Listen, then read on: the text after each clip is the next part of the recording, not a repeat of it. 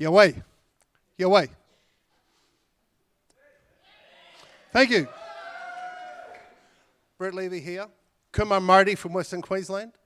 I'm here to do the Acknowledge of the Country, Welcome to Country for the Turrbal and Yagara country. You know you're on Turrbal and Yagara country? Yes. South of the river, Yagara. North of the river, Turrbal. Sometimes they cross. I'm going to show you a short little video rendition that we did that tells you about that story. And we'll see what I'll give you a little bit of a yarn after I finish that.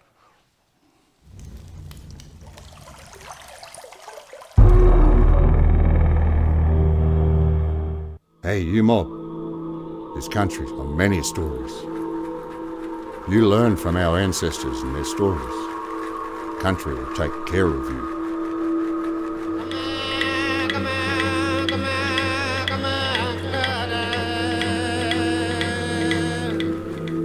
Ngala, welcome. The women of the camp and that generally would always stay by the fire with the children. So the women are always to keep place and keep the fire lit for when the men are come home from hunting and gathering and bring the food, and it's the women and the children who would take care of that food.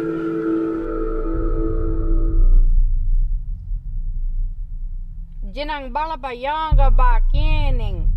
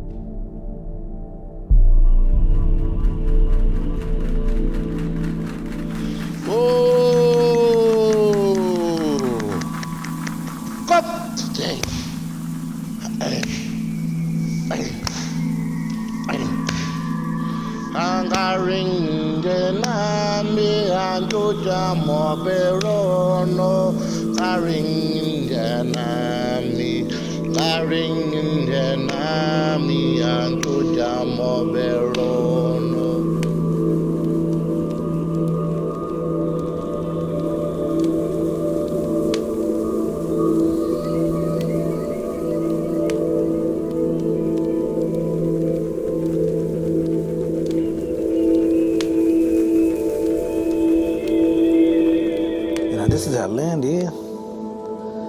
It belongs to us. We are part of this land.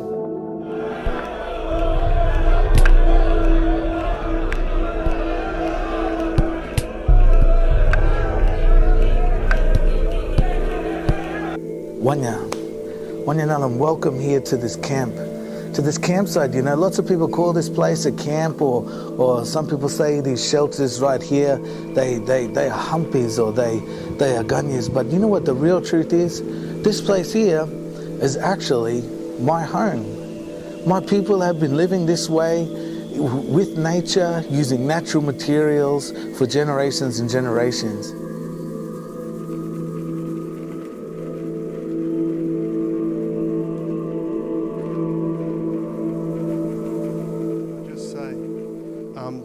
Each one of those scenes in that video is actually within 500 metres of where you're sitting. And they are historical reconstructions of what First Nations people did in this space.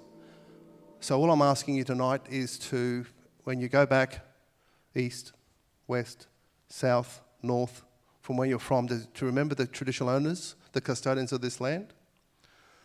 Those sort of practices happen for time immemorial. Their careful custodialship of this land is what allowed us to have it as it was. And now that story tells you that they were here before and they still are. Every one of those voices are either, that you heard, were a Turrbal or a Yagara speaker. That video is one of 11,000 we've produced. We're doing it all over the country. And you see a video there, it's actually interactive. If you want to walk in that, you can. You can travel back in time. It's a geospatial temporal system. Let me say this. You're all pitching. I pitched this a long time ago. I went to a school called Marymount, and that gave me inspiration to do this. So there's a school here from Marymount, isn't it?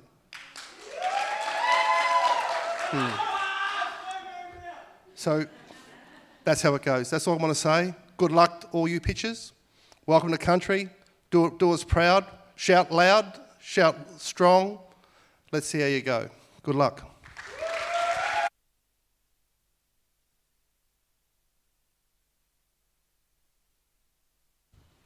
Oh, I always think it's super fascinating. We walk into spaces like this, and tonight we're going to talk a lot about innovation. We're going to talk about new. We're going to talk about next. And I think it's critical that we acknowledge that true innovation comes from deeply understanding our past.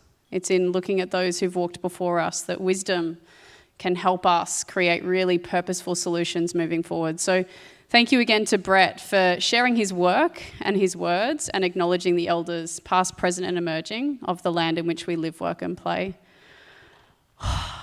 Guys, you made it here despite the torrential rain and the traffic. We've also got quite a few people who've opted to watch this with their pajamas on the couch, and so we say hello to those on the live stream. Welcome to our 2021 Future Anything National Grand Final. How excited are we?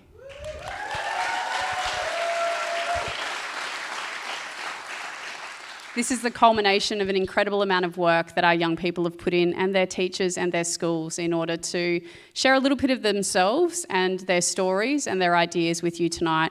I'm so excited for you to see what they've prepared. I want to say, firstly, a huge thank you to QUT, because this is a pretty remarkable space that our young people get to pitch on.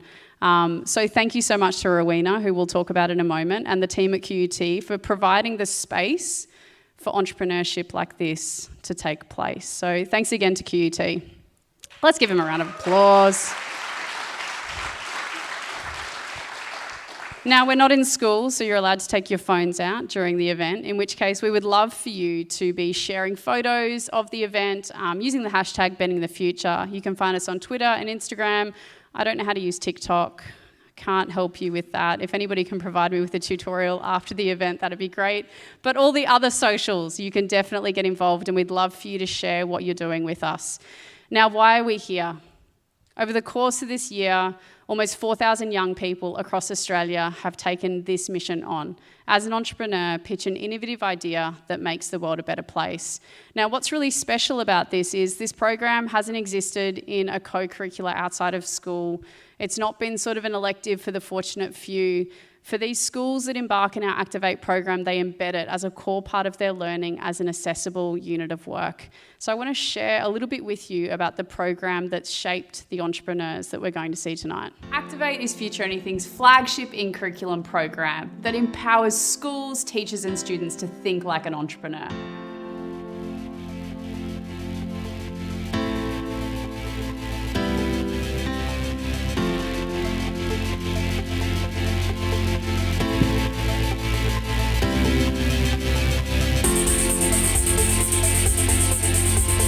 We transform young people's creativity and curiosity into innovative ideas that make their world a better place.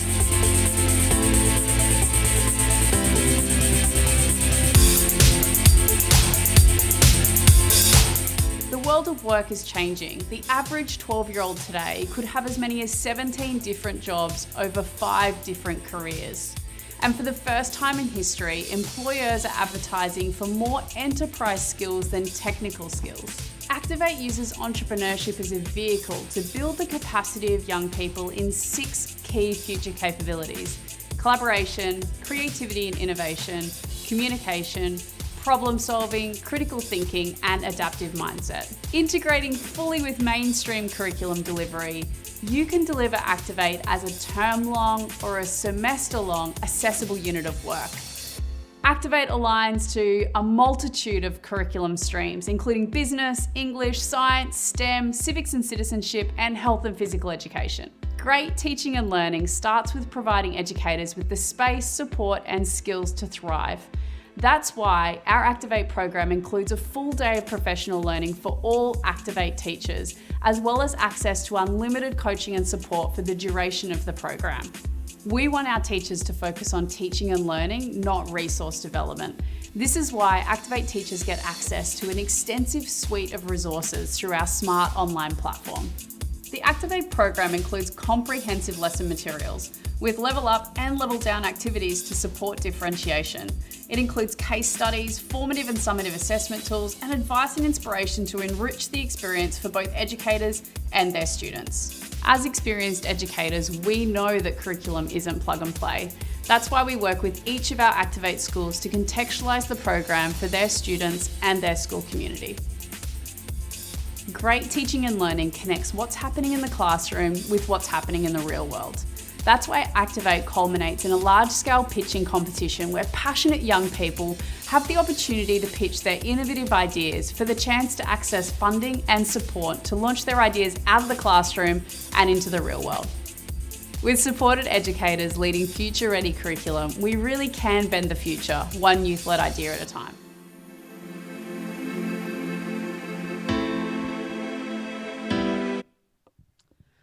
And so in 2018, we held our first Future Anything Grand Final, and we had Tanika, who was our winner, with her enterprise shielded socks. And so she walked away with the startup funding to launch her socks that look like normal school socks above the surface of the shoe, but had these incredible funky patterns underneath the shoe. The premise of her socks was you don't know what's underneath the surface for young people. The following year, we had Culturehood take out back-to-back winning from the same school, Springfield Central State High School. And Culturehood discovered a statistic that told them that the Polynesian community were more at risk at domestic violence than other communities. And so rather than passively look on to that statistic, they created a line of hoodies that had cultural patterns along the sleeves of those jerseys. And with the money, they supported initiatives that back and support young people who are suffering from domestic violence.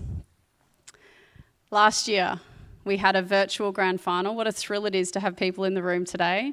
And we had 3 young people from St Andrew's Anglican College on the Sunshine Coast pitch.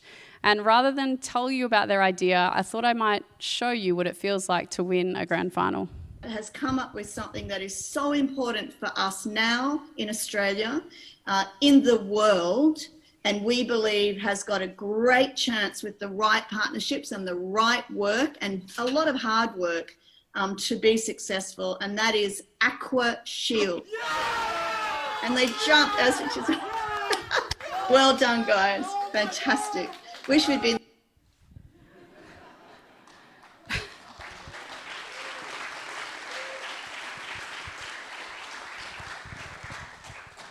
I mean, you don't often see 14 and 15-year-old boys get that excited about school, right? But this is why we do what we do, because it's an opportunity for young people to share a part of who they are with the broader community and transform the problems that they see into ideas that can actually make a difference. And I know we're going to see some incredible pitches today. And who's going to be our winner? We have 9 pitching teams who will take the stage, and there will be one that will be crowned our Future Anything National Grand Final winner, and will walk away with the shield, $2,500 in cold hard cash, plus almost $15,000 in prizes and support. How's it going to work? Well, I'm going to talk to you for a little bit, but then I'm going to introduce our judges. Then we've got the pitches before we have our inaugural Educator Awards, where we're actually going to recognise the teachers behind the scenes that are making these opportunities possible for our young people. And then we finish with the big announcements. It's going to be a totally jam-packed night, and I can't wait to share it with you. Now, who checked out the people's display, the people's vote and the showcase display before you walked in here? Oh, that was a very quiet yes. Come on, who checked it out? These young people were our runners-up in our semi-finals, and so were invited to showcase their ideas for the chance to win the people's vote. Now, that vote is still open, so we have 5 teams that have the opportunity to win $500 plus who knows what else. I think there might be another sneaky prize over there for the winner. So there's still an opportunity for you to vote for your favourite team. So if you like, grab a photo of that, use the QR code to access the voting. We'll let you know when you've got a minute left of voting today. 5 teams, 5 incredible enterprises. If you haven't voted already, make sure you jump on and you do so. Now, this is our 6th final that we've held this year, and every single year we've had Jan Owen sit on our judging panel. Unfortunately, due to those pesky border restrictions, Jan will be joining us via Zoom today to share some thinking. She heads up Learning Creates Australia. Prior to that, ran the Foundation for Young Australians and is a keen person involved in, I guess, pushing education into a space that really replicates what we want young people to know and need for the future of work. So I'd love to invite Jan to speak as our keynote speaker for tonight's grand final. Hi everyone, hi from Melbourne, or Naarm as we also call it, and I'd like to begin by acknowledging the Wurundjeri country and Boonwurrung country that I'm on down here, and also the country that you're all on, Turrbal and Yajara country, and Brett from Virtual Songlines. How amazing was that? And 11,000 videos. That was incredible. I'm so pleased to be here tonight, and I just want to talk about 3 really quick things with you all. Number one, over the past few years, we have seen the most amazing innovations at this final, like seriously, serious innovations like revolutionary shark nets and mental health apps and fashion labels and community building programs and caring for others and recycling and upcycling and clever high-tech and low-tech solutions to real problems. And I come back here every year, and I'm so gutted not to be there, really to hear what you young entrepreneurs, the best that we have, are thinking about, to hear what you're imagining, and to hear about what problems you want to solve in the world. Whilst you've been working on matters that are about your future, also the whole world is changing around you. And I really want you to know that whether you go to work or uni or TAFE or whatever it is that you do next, everyone wants to know what you know and can do beyond sitting exams. So this work and this program that you're doing makes an enormous difference to your future.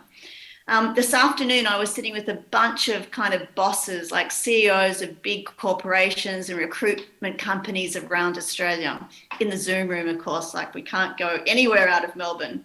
But they were talking about how they're hiring people for their ideas, for their creativity, for their collaboration, for their teamwork, for their potential is the things they're looking for.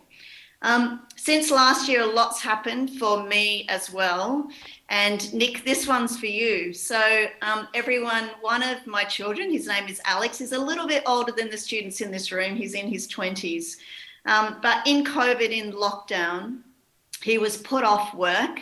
And so he decided, just sitting in his bedroom, in his lounge room, in his little tiny flat, to do something that he really loved, that he hadn't had a chance to do. And what he did was he produced 75 videos on marketing and copywriting, which is his favorite thing. One of those videos went viral on TikTok, and it had 1 million views, and all his videos have had millions and millions of views.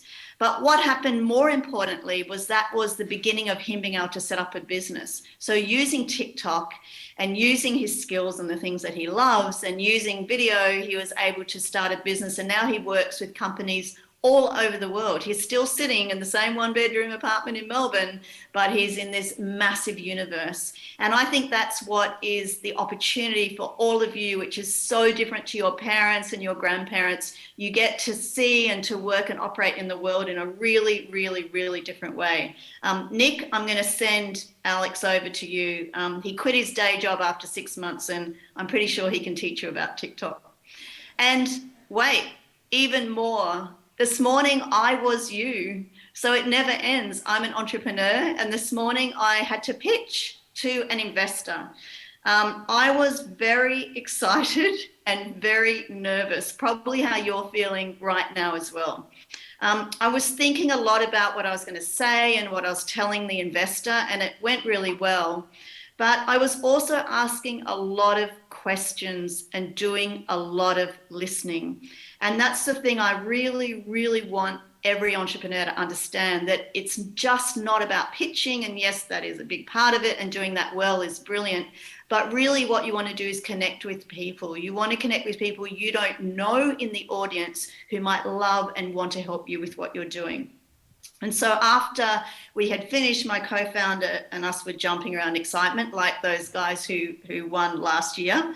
But the first thing we thought about was, wow, how can we return the favour to this person? How can we send them some more information or send them an idea or connect them with someone else? Because all of this work that we're doing is much bigger than us. And in Australia, we talk about this ecosystem and how all entrepreneurs, whether you're young or you're old or older, we're all connected and we all need to help and support each other. And so my immediate thought was, how did the pitch go? And then what did we learn? How can we help the person that we just pitched to?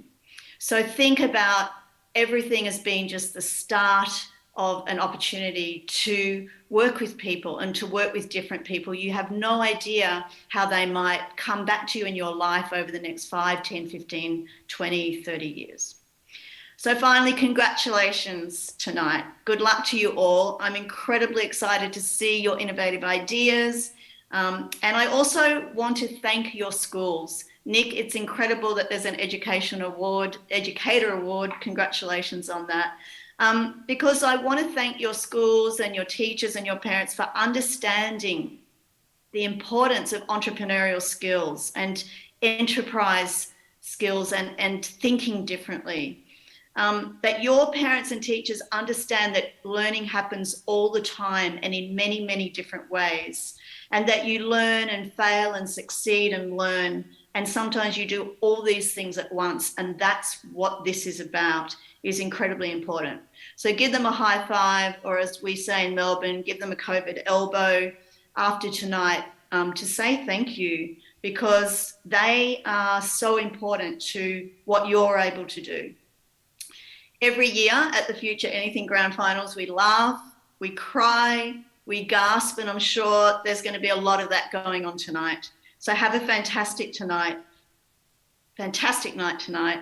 Don't forget to enjoy yourselves and keep bending the future.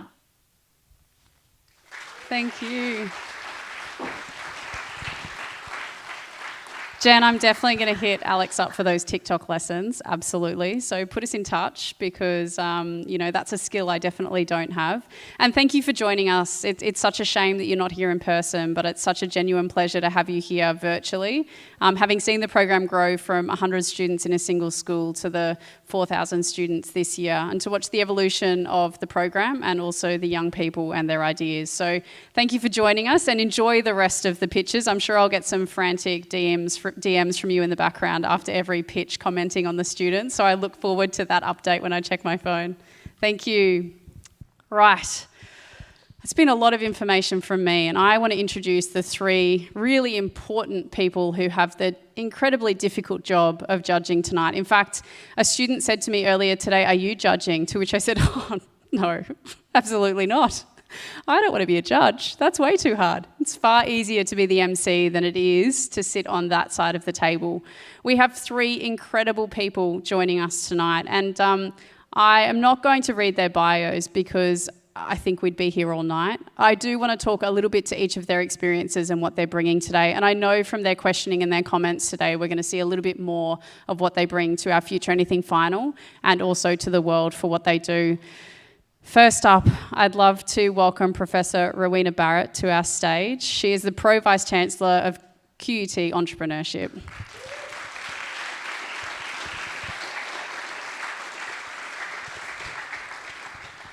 I think there's a lot of things that I could speak to with Rowena's experience and her role at QUT, but one thing I think I would like to mention is the incredible work you're doing to build scholarships for young people who are entrepreneurial for QUT. And maybe you'd like to speak for a second to some of those opportunities that QUT is building for entrepreneurial young people. Yes, so we still have open until the end of the week applications for the Budding Entrepreneur Scholarship here at QUT, where we will support young people across any degree at QUT to both build their entrepreneurial venture in whichever shape or form they want and support them through their learning. Because we believe that entrepreneurship will just amplify the learning that you undertake at university. Whether you want to be a nurse, a doctor, a lawyer, an accountant, a health professional, an engineer. It doesn't really matter. Entrepreneurship will just amplify what you can do by giving you tools to be able to solve problems and create opportunities and value for others. Awesome. Thank you so much to Rowena. I think there's always been this juxtaposition between entrepreneurship and education, and I think it's wonderful to see the tertiary institutions embracing both, which I think is really special. So young people in grade 11 or grade 12, there might be an opportunity for you to pop an application in at the moment. I'd love to welcome our second judge, the principal of StartMate, Lauren Capelin.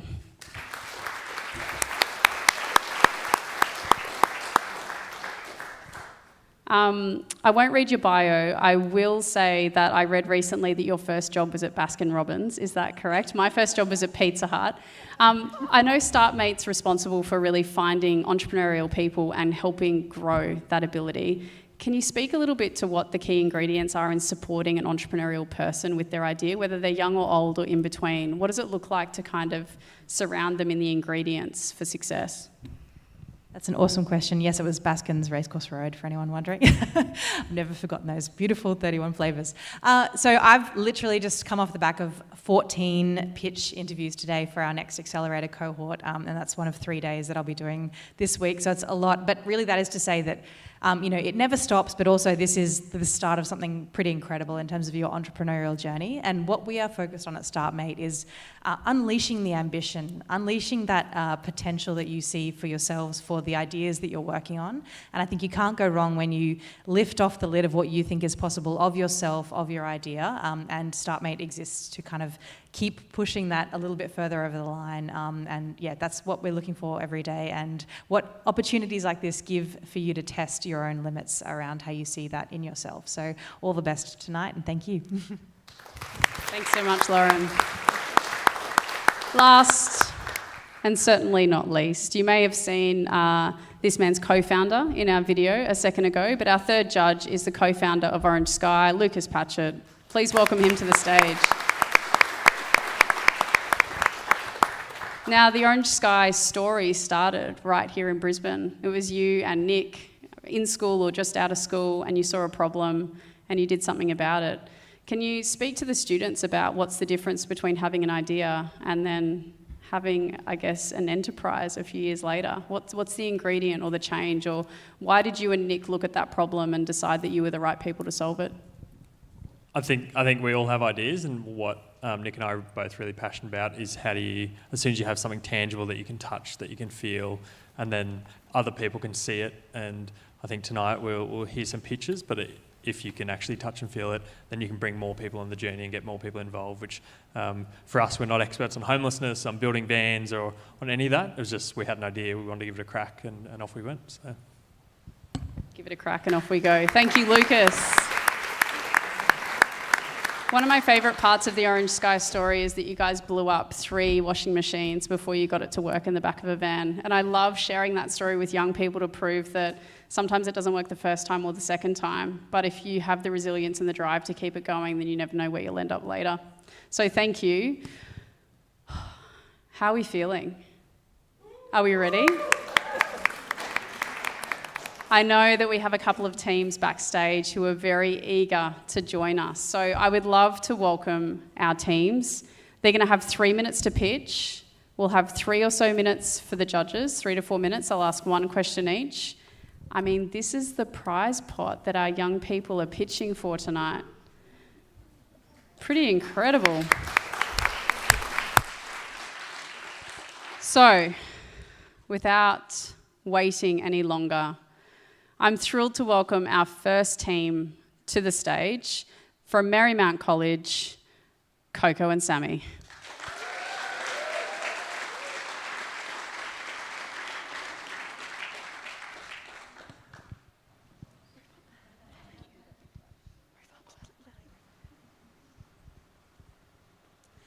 Man's best friend, our fiercely loyal, four-legged companions.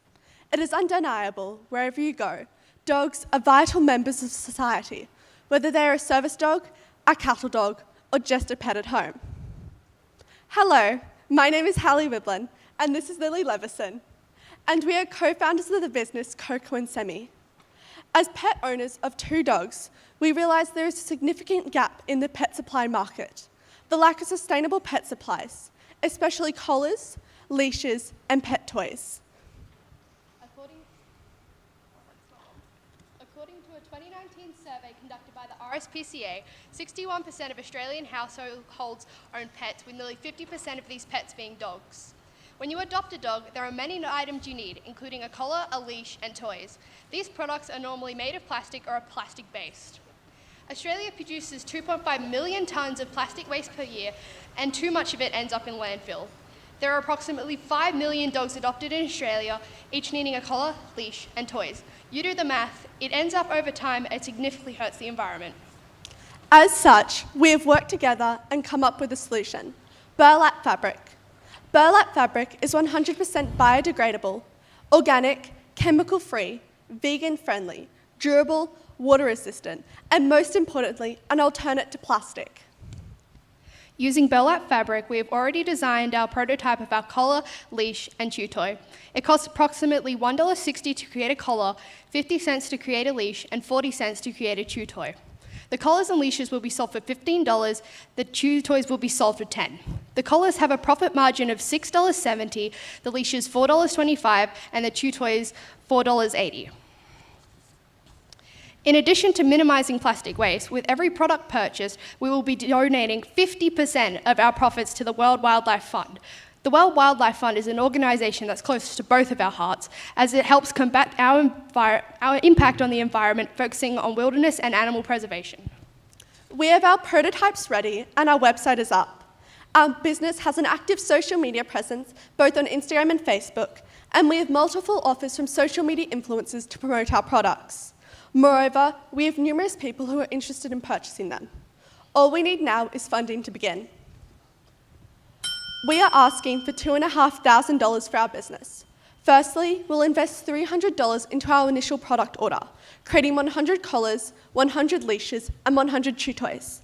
After launching our first round of products, we'll invest $200 into further developing our website and purchasing a domain. Utilising an additional $1,000, we will promote our products through social media influencers, both on Instagram and Facebook. Finally, we'll use the remaining $1,000 to continue to expand our range of products, hopefully with a wider selection of colours in collars and leashes and a greater variety of pet toys.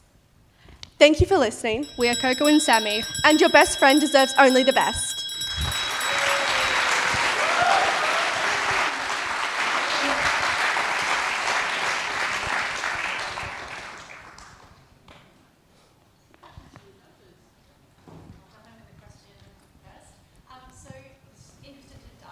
Bit more into the distribution side of things. So you're mainly focused on a kind of direct-to-consumer social media strategy. Have you thought about also kind of retail distribution opportunities? Because mostly our target market will be focusing on dog owners and people who are very environmentally conscious, as well as being on social media and promoting that way.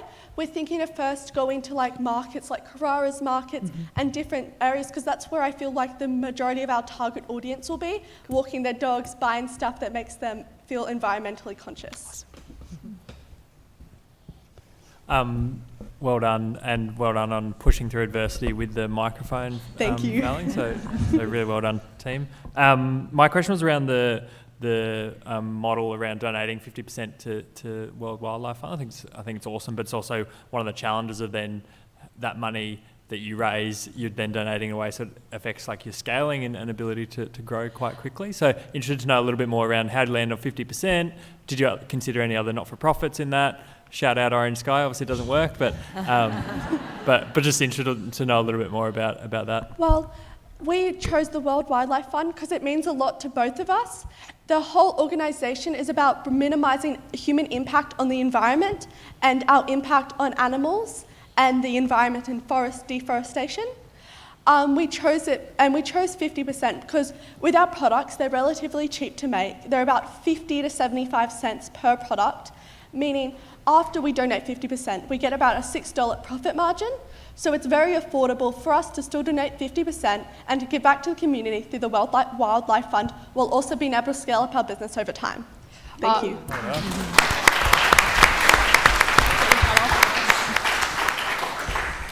So the pet economy is a huge economy. People love their puppies and buy lots of products for them.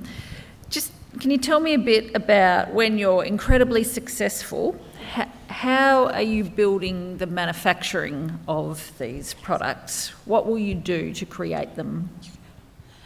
Do you want to go? Well, our products are completely 100% handmade. Yep. You probably saw them before they were taken away, but it's a paracord python knot, so it's very, very strong for dogs, and so completely handmade. That goes with our whole vegan-friendly, sustainable kind of thing. Mm-hmm. And you would have seen a little plastic buckle, but that's because one of the retailers we were looking to buy the metal ones from, they couldn't go through with that. And so once we're able to get all the materials, we'll be completely plastic-free, as well as being handmade and everything like that. Yep. And scaling? As we scale it up, because mostly we want to make sure each product is 100% perfect. As we scale up, we'll probably have people that will hire and pay a wage, so they will show them how to do the paracord knot. It's relatively easy, it's very quick to make, and we'll have people make it for us. Beautiful. As we scale up, sorry. Thank you.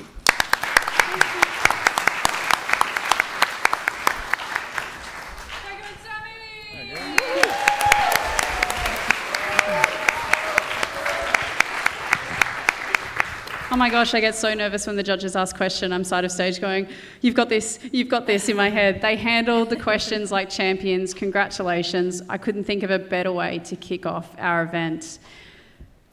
It's time for pitch number 2. It's fast and furious tonight. Our second pitch is from Redcliffe State High School. I'd love to welcome Chloe's Heat Wheats.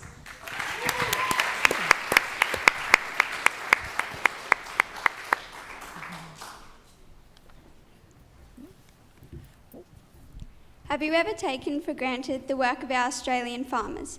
Up until 6 months ago, so did I. However, when a business opportunity arose, it opened my eyes to the struggles of Australian farmers, especially organic growers. That is why my future goal is to raise awareness and donate back to our organic farming industry. Hi, I'm Chloe Alley, I'm 15 years old, and I began my business, Chloe's Heat Wheats, almost 3 years ago. This is my story. After injuring myself while competing in a touch football competition, my mum gave me a heat wheat to relieve the pain. It all started from here. I wanted to help people just like my mum helped me. I have a wide range of heat wheat designs which make my products inclusive and diverse. My whole family use my heat wheats regularly, especially my younger brother, as you can see. My heat wheats are made from 100% cotton, wheat and dried lavender. Each one has an inner lining which holds the wheat, and I handpick a variety of cool fabrics for the outer bag to appeal to my customers. Heat packs are a product that everyone can use to help with relief from aches, pains and injuries, or just for comfort. Differing from other heat wheats on the market, Chloe's Heat Wheats are made by me, creating my own style. My product can also be frozen in an airtight sealed bag and used as a cold pack.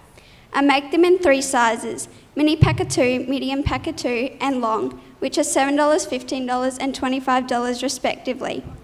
I currently produce approximately 40 heat wheats a month to my customers and 7 businesses, along with attending various handmade markets. In my aim to become eco-friendly, my business has recently started using 100% organic fabrics, cotton, wheat and lavender.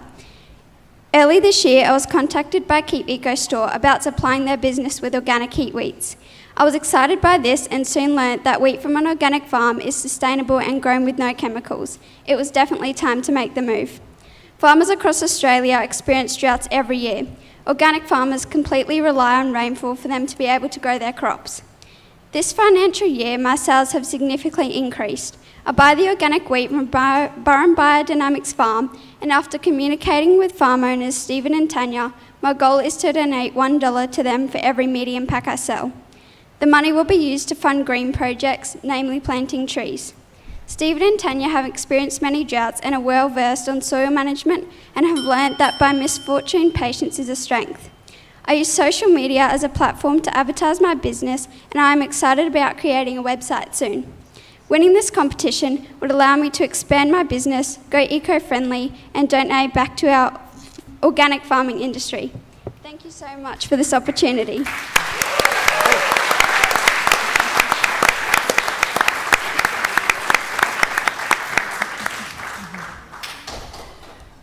Thank you, Chloe.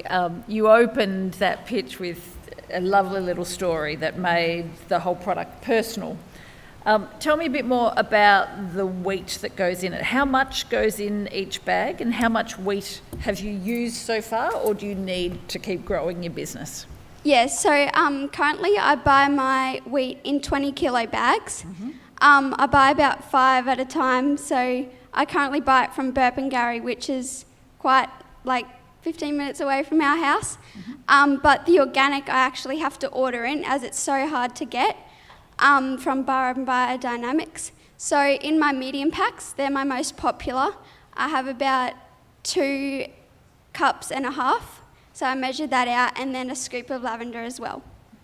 Beautiful, thank you. I'd also love to learn about the fabrics that you're choosing, and do you kind of commission the prints, or are you sourcing them from somewhere as well?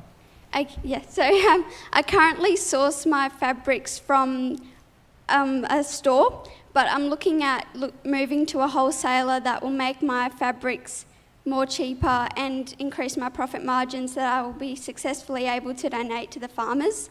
I've also looked into designing my own fabrics with Future Anything on it and things like that for my businesses that stock for me, because I currently have 7. So I'm looking at printing organic fabrics with their logo on it too, and my designs that I design. Well done, Chloe. It's amazing. Interested on you mentioned before your profit margin, what is it per bag, and is it do you have a wholesale price for your other customers? Yes, so currently on my medium packs, I make about $4 profit from that, but moving to a fabric wholesaler and decreasing the price of my fabrics, I'm looking at decreasing it so that I'll be able to successfully donate that $1 that I'd make from buying my fabrics cheaper as well. Yeah. Awesome, thank you. Thank you.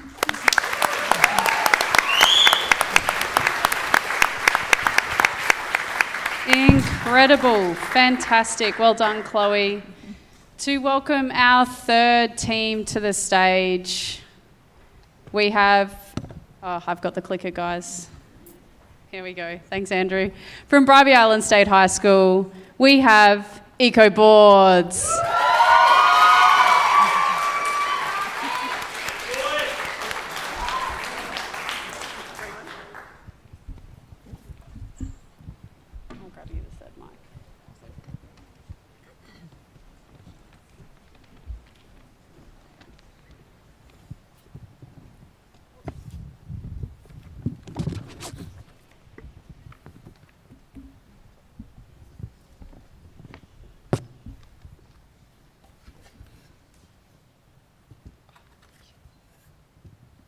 Did you know every month 100,000 skateboards are produced from maple trees?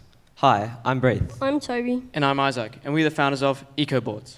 We are mates who share the passion of skateboarding. However, a local kid, Marlon, can't share this passion. This is because he lives in poverty and can't afford a skateboard. We also don't want to be a part of a sport responsible for cutting down and killing our natural environment. At EcoBoards, we aim to decrease the rising number of trees being cut down for skateboard construction by making skateboard decks using recycled woods such as wood pallets. We also want to help children who are less fortunate and don't have the money to take up skateboarding as a sport. For every 10th board purchase, we will donate a board to the Smith family, who, like us, aim to decrease the rising number of children in poverty. A report by the BGCI says that 36 out of the 158 wild species of maple trees face extinction in the near future.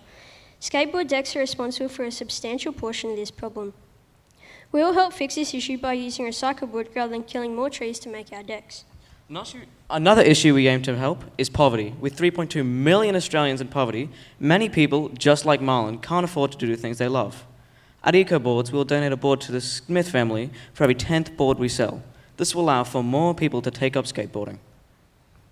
EcoBoard decks come with cool design to enhance sales of our boards. The designs will be added through a laser cutter. We use these rather than paint as it contains a number of harmful substances. These include toxic metals, planet-damaging solvents, carcinogenic additives, and volatile organic compounds. These are both harmful to health as well as contributing to global warming. To get our business started, we would only require $309. This would allow for us to manufacture and sell approximately 300 EcoBoards. This means we'd only take 6 decks before we start making complete profits. This means we'd have enough money to easily donate to our charity, the Smith family. With profits like this, we can put this straight back into the business, allowing us to branch out and selling eco-friendly wheels and trucks. Our product will be distributed to customers through a 3-step process. First, the items will be purchased from our online store. The goods will then be delivered to the customer's doorstep where they'll sign off on the package. This would allow for an easygoing customer experience. EcoBoards have few competitors. These include Worthy and Arbor skateboards. EcoBoards is much cheaper, selling at $40, compared to the high price of the Zephyr from Worthy at $230, and the Pilsner flagship deck at $90 from Arbor. Our idea has already started to take place in the real world as well, with multiple customers and a couple of sponsors, Landscape Skills and Crankbank Surf, already on board. Our business has already started to make a small difference in poverty and deforestation. EcoBoards is only a dream. A dream to help the issues of deforestation and people stricken by poverty who can't do the things they love. EcoBoards is only a dream, but with your support, it is a reality. Thank you for listening.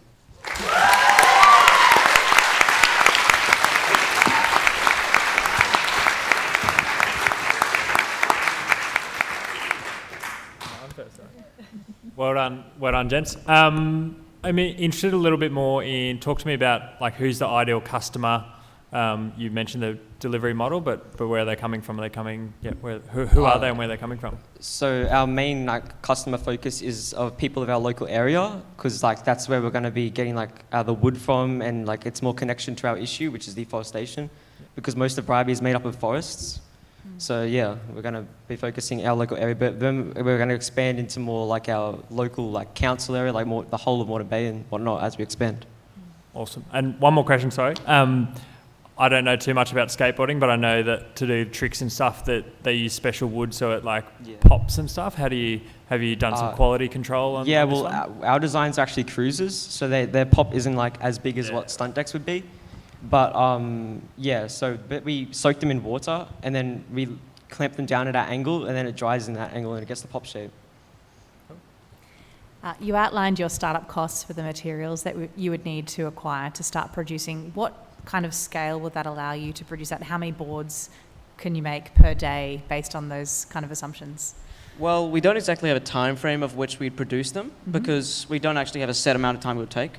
Right now, it does not take long to produce them at all. The longest process is laser cutting in itself, which takes around 2 hours, and letting them sit overnight. And producing 300 EcoBoards over a process of maybe 2 days each, and at a rate of producing them at the same time, we could produce them quite quickly for demand and supply. Awesome. So just picking up on the earlier question around the ideal customer and perhaps how you might market this, who would be the key influencer, do you think, that you could get who would use one of those boards that would help you market your product? Well, we could get skateboarders who are talented from our area, so they can help market the board and get our name out there. Yep. And where will you sell these? We'll mainly sell them online, but we look to go to markets and stuff like that as well. I just have to add on to that also. We have our own website, which you can check out on our Instagram account. Excellent. Thank you very much. Well done. I told you it'd be worth it.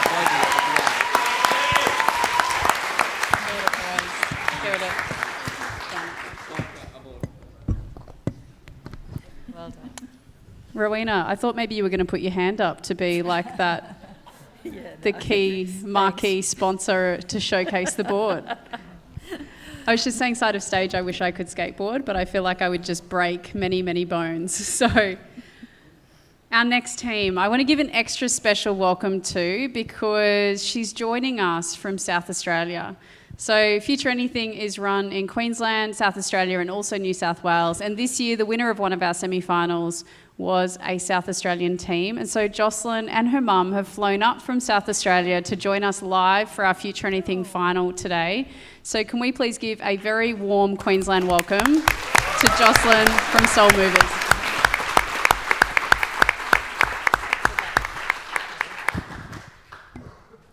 Hi, my name is Jocelyn and I'm the founder of Soul Movers. For most of my sporting life, I can remember feeling the pressure of how I performed and the effect it would have on me if I played badly. I would dread having to go to trainings and being reminded of the games. As athletes, these things can have major effects on us and our mental health. Often, this leads to a mental illness. In fact, 35% of elite athletes suffer from a mental illness. Michael Phelps, Naomi Osaka, Simone Biles, Shane Tuck, Shani Layton and Will Pekoski are only a minute amount of athletes who have faced this challenge. 33% of student athletes like me are also faced with this hurdle, and only 10% seek help. My enterprise, Soul Movers, aims to help all these athletes suffering from a mental health illness. My idea is shoelace tags, which can easily thread onto any shoelace on any shoe. These tags have motivational words and quotes imprinted onto the face. They are also handmade and completely eco-friendly. When you're playing your chosen sport, you can simply look down at your shoes and see the motivating words shining back up at you. Soul Movers is a unique enterprise compared to the competitors. As mentioned earlier, it is eco-friendly and completely handmade. These tags are made from 100% scrap metal, currently from a local engineer, and will be boxed in sustainable packaging. Athletes also have the opportunity to select quotes that are relevant to them and their sport, or request a custom quote.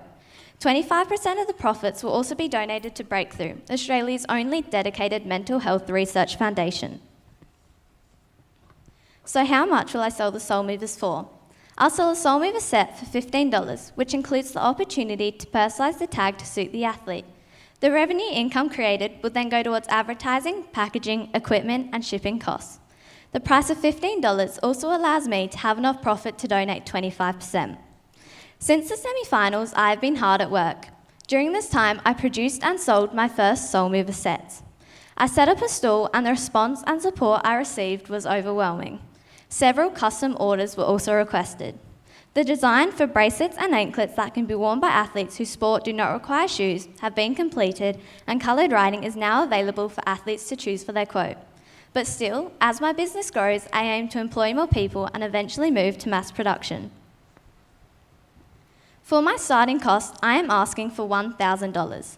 This will grant me everything I need to make and sell 250 Soul Mover sets and upgrade my equipment to reduce production time. I'm also on the path to officially open my enterprise by December and introduce new products early next year. So, sport-induced mental illness is real. It forces athletes to struggle on their own due to fear of judgment, the fear of being dropped, and the fear of losing the one sport they love. You're faced with the toughest opponent that no one else can see. With your help, along with the help of Soul Movers, athletes can beat this opponent and reach their potential. Thank you.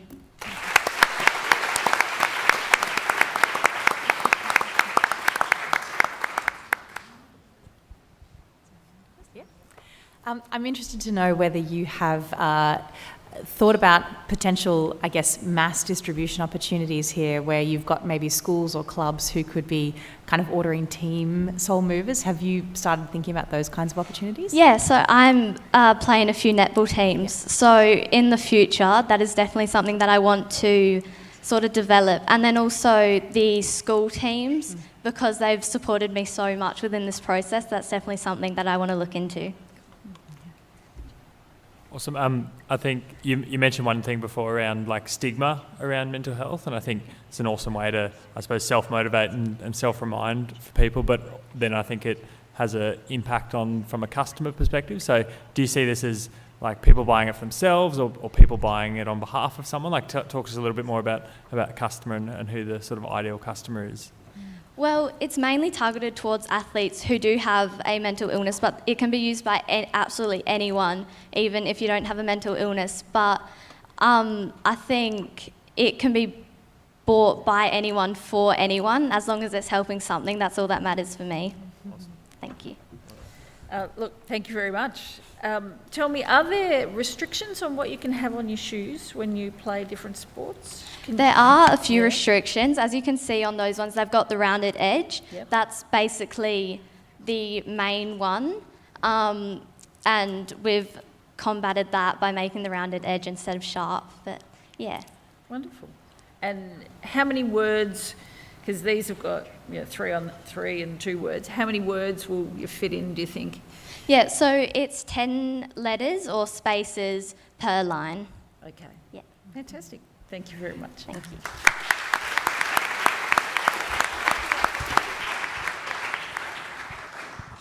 Oh my gosh, I think what's super apparent to me is how well these young people know their business ideas. When the judges are throwing these really specific questions at them, they've got the content front of mind in order to respond. We've had 4 outstanding teams, and I'd love to welcome our final team for our first session to the stage. From Redlands College, Virtual Break.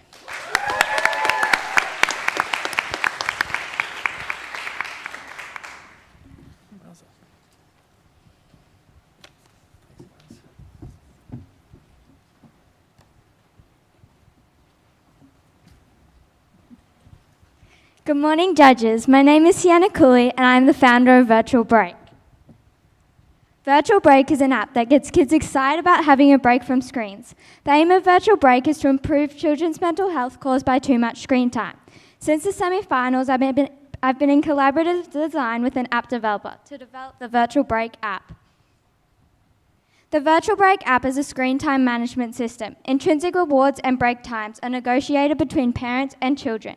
Parents set time limits, and if children voluntarily choose to have a break, they earn virtual coins. The coins can be saved or spent to redeem rewards. If children do not have a voluntary break, no coins are awarded. Virtual Break is unique as it aims to provide a holistic approach to family life by balancing screen and family time using gamification techniques. Our difference is that Virtual Break empowers children to make decisions, learn lifelong lessons. Negotiate rewards, gamification, and countdowns help to avoid meltdowns and arguments. I've been working with an app developer, and these are some of the screen grabs they have designed for the Virtual Break app. Part of my journey in developing the app was to validate the app, and I did this with a physical experiment. We gave 6 families physical coins in order to test methodology, and this is now evolved into a physical Virtual Break kit. The kit is on the table in front of you. The kit works in the same way as app, but provides physical coins and reward charts.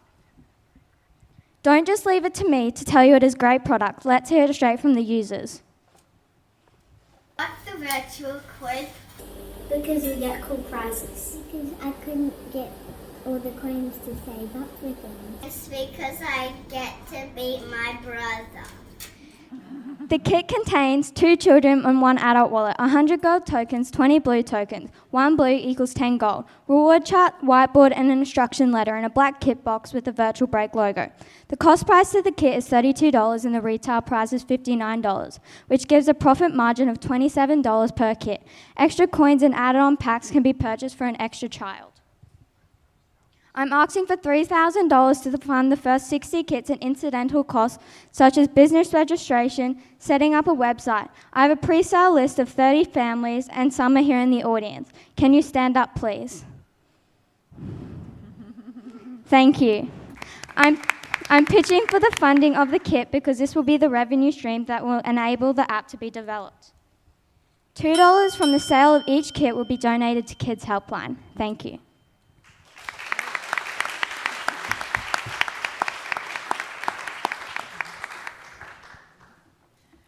Thank you, Sienna. And I'll have a look in the box. Tell me, so your target market is parents. Yeah. So they're going to pay for it, but they're going to get their kids to use it. So what are you doing to close that gap? Because sometimes I buy things from my son, it doesn't quite work. So how do you close that gap? Well, the aim is for the parents because they're the ones who are trying to obviously get their kids off. But hopefully the kids, because of the break and everything, that it also works for them. And it in a way, it's for both people. If we're going to sell it to the parents, but the kids are going to be the ones using it. Yeah. So hopefully it closes a gap and it works. Thank you. Congratulations on doing the user testing that it's clear you've done to get to this point. I think that's a really important part of validating those assumptions. I guess I was interested to understand from your perspective, as a young person, is it a well understood problem, the kind of lack of, or the amount of screen time that young people are having? Is it something that you also feel like needs to be addressed? Well, because I'm addressing mental health, yeah. And I've experienced mental health myself, and man, it's terrible. Yeah. So I feel like it's becoming more of an issue in the generations coming, because people are starting to grow up with technology these days, and it's getting worse. So the sooner you address it, the easier it will get for parents Yeah. and people's mental health. So awesome. hopefully can. Well done. Echo the comments. I'm interested in, obviously you've got the physical kit, but you also want to do an app as well, but you're keen to circulate these first and then to get enough momentum to build the app. Is that kind of the thinking, or talk to me a little bit more around where the app fits into the bigger picture as well? Well, the reason I have two things is because I originally started with the app, but then after the trial we figured out that younger children like physical coins and the physical being able to feel it, being able to get a reward after having a break. So we thought the kit will be aimed at the younger children, but it also depends on like how much time your child spends on technology and how much dependent they're on the parent. Because for older people the app will be better because they have their own phone and everything. But the idea is to sell the kit first to get the first 60 to then fund for the app and get the money for it. Thank you, well done.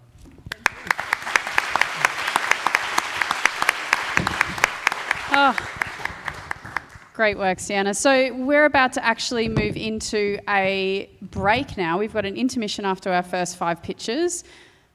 Well, you're talking about a break, I see. Before you leave for the break, I would like to challenge you to a virtual break.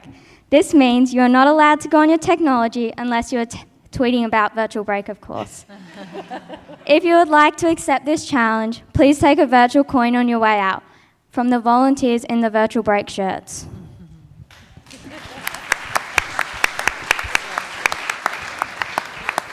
So we're here today because we want to support our incredible young people. We're going to take 10 minutes. The bar is open, which I know you're all desperate to grab a drink from. But in that time, maybe whilst you're standing there, say hello to the person that's standing next to you. Reach out to the person in the row in front of you. Grab a virtual break coin as well and enjoy connecting with some new people. For those on the live stream, we'd love to see some photos of wherever you are in your Ugg boots, in your dressing gowns, in your onesies, maybe dressed to the nines for the event, but please tweet and share where you're at right now so that we can see where you're coming to us from. We're going to take 10 minutes and we'll be back with you really soon.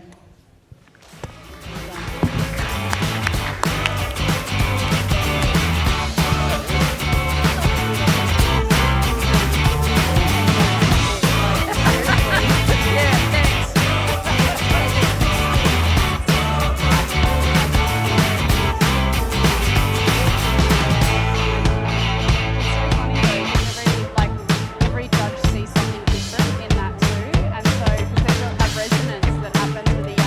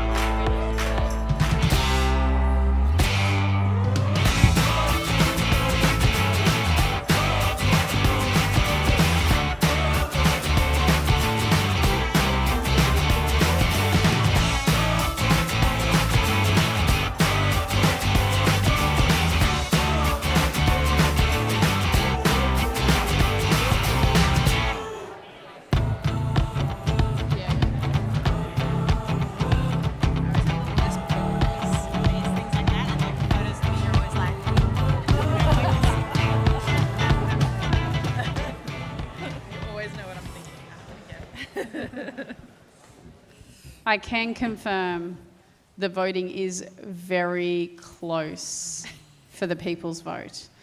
So there has been over 700 votes registered for the 5 teams out there. Pretty amazing. And I can tell you that the latest update is that there is only a matter of votes separating the top 2 teams. Wow.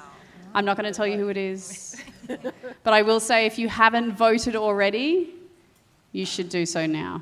There are 5 incredible teams out there sharing their enterprise ideas. Your vote. Jump on and vote.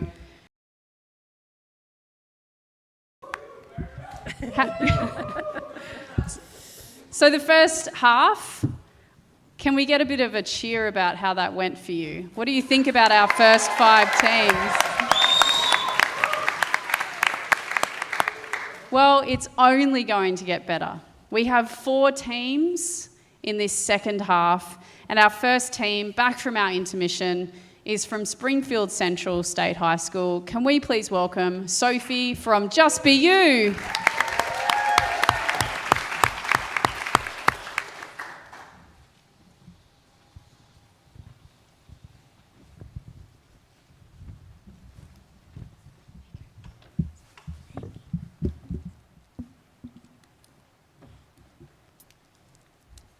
Good evening, everyone. I am Sophie Nance, and I have to buy my clothing from the kids section due to my dwarfism. Next. This makes me feel degraded and unincluded. That's how I came up with Just Be You. My business idea is making custom-tailored clothing for people with dwarfism and short stature, so they can feel included and confident in themselves, as far more comfortable. Next. When I was only 14 months old, I was diagnosed with a medical condition called mucopolysaccharidosis type 6, or MPS 6 for short. The medical condition consists of me having bone and joint problems, vision problems, heart and breathing problems, gum and teeth problems, enlarged liver and spleen, making my tummy stick out. Since having these issues, I have had 15 surgeries altogether. Dealing with all this definitely hasn't been easy, but I believe I've grown from each surgery. Wearing clothing to fit my size would be one less issue to deal with and even boost my confidence, as I would feel comfortable and not degraded by wearing children's clothing. Next. And so would the other 650,000 people with dwarfism in the world. That's 1 in every 40,000. Next. The products I'll be making and selling through Just Be You is custom clothing for people with dwarfism via online shop accessible to buy in any country as soon as possible, and possibly stalls at disability expos too. Next. I'll start by selling t-shirts for approximately $40 for a t-shirt or pants, as survey results from the MPS family Facebook page responded they'd pay that. Having my business concept in a textile course at TAFE or through schools can reduce the cost too and increase awareness and publicity. Next. Exposure on Future Anything and Channel 7, like last month, I was on the news. Also increases exposure. Next. There are other businesses doing the same, but not in Australia, so will help the Australian economy. I want my business to be a social enterprise, so I'll donate 10% to charity groups and use organic cotton, eco-friendly packaging, and will carbon offset my orders as soon as I can. Next. Just Be You is about making custom clothing for people with dwarfism and short stature so they can feel included, comfortable and confident. Please support this concept. Thank you for listening.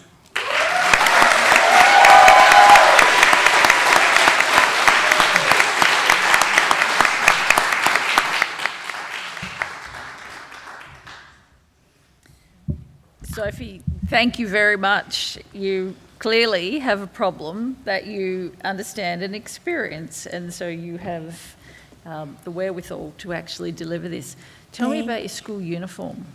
Yes, I didn't make this, or no one that I asked to make this. My school actually made it for me. And so I have, this was just bought from the store, but my skirt and my shirt was custom made from Vietnam. Yeah. And because of COVID, it took longer, but yes.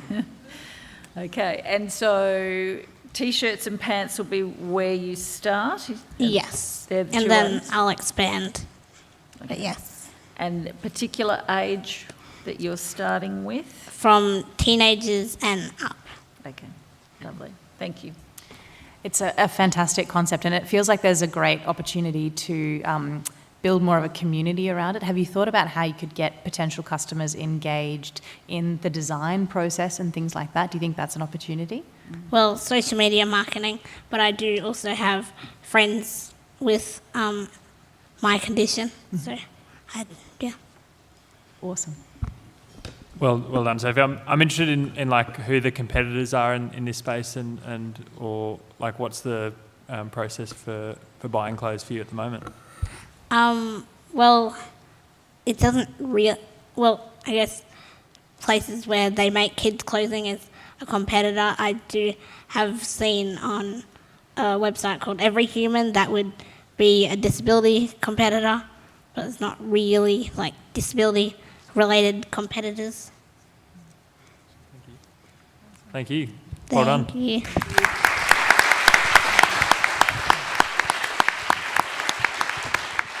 Can we please give Sophie a massive round of applause? Just be you.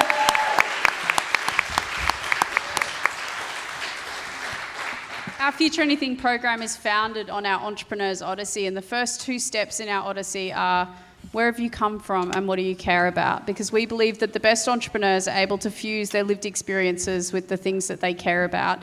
And I think it's been really evident tonight that our young people are not just tackling problems that they're seeing on TV in an abstract way, but they're really connecting to things that matter to them. And we can see that passion shining through in their pitches. So congratulations again to Sophie. Now, I'm super excited to welcome our next pitcher to the stage from Fairholme College. Can we please give Cadence from Cowgirl Cosmetics a massive round of applause?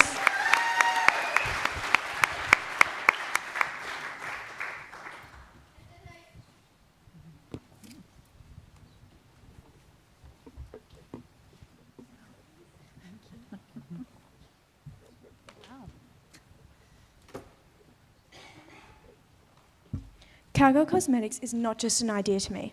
First started by my sister, Peyton, and I, it was initially to spread kindness and positivity to people who had lost everything during the Queensland Gulf fires of 2012. From here, the business began to blossom and incorporate several products by the end of 2013, selling at markets and even providing Australian Armed Forces with products specifically for their environment. But 12 days before Christmas in 2013, I tragically lost my sister in a farm accident. Since her passing, Cowgirl Cosmetics has become her legacy. Good evening, I'm Cadence Wilson, and this is Cowgirl Cosmetics. Some may know of Dolly Everett as a sweet girl from the Northern Territory or as the tragedy that brought about Dolly's Dream Foundation. To me, Dolly was a schoolmate from Mount Isa School of the Year and a now close friend to my sister and also to me. But now she's another child that we have lost to bullying. No family should have to go through what Dolly's family have, which is precisely why the Everetts developed Dolly's Dream and why Cowgirl Cosmetics supports them in what they do. I'm sure at one point in their life, everyone in this room would have experienced the mental anguish caused by bullies. I may have gotten through it with the help of my parents and friends, but not everyone has these support systems. Cowgirl Cosmetics aims to spread kindness with each and every purchase through our projects, social media pages, and website in conjunction with Dolly's Dream. My business will donate 5% of the proceeds from every product to Dolly's Dream so that it can continue to provide education and awareness to the public, schools and students whilst providing programs, tools, educational resources and support lines. My products are made from predominantly natural ingredients that are sustainably sourced, better for the environment and your skin. Our positive affirmations on products and handwritten notes accompanying each order spread kindness and create a better world for everyone. Since 2013, we have been slowly upscaling and growing the range of products and are financially growing without the use of modern business platforms and advertising.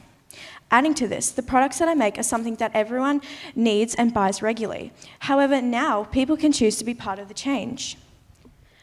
Although I understand that it will initially be hard to measure the impact my business has on reducing bullying, through kindness and financial support that I will spread, this will see a decline in the number of teen suicide related to bullying. As can be seen from the above financial table and graph, Cowgirl Cosmetics makes reasonable profit whilst keeping our products at an affordable price. To upscale this business and create bigger change, I will need to expand our human resources and increase our range and production rate in order to reach a broader range of customer base. I intend to target a wider range of events and have a greater social media presence, which will allow me to donate more.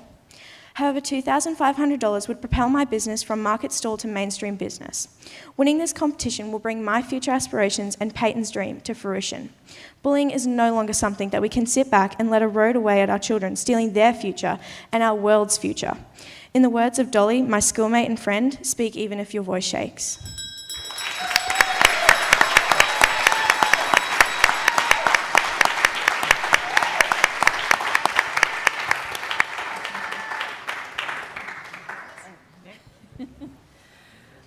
Thank you very much. And it's there's so many different products that you've created, which is fantastic.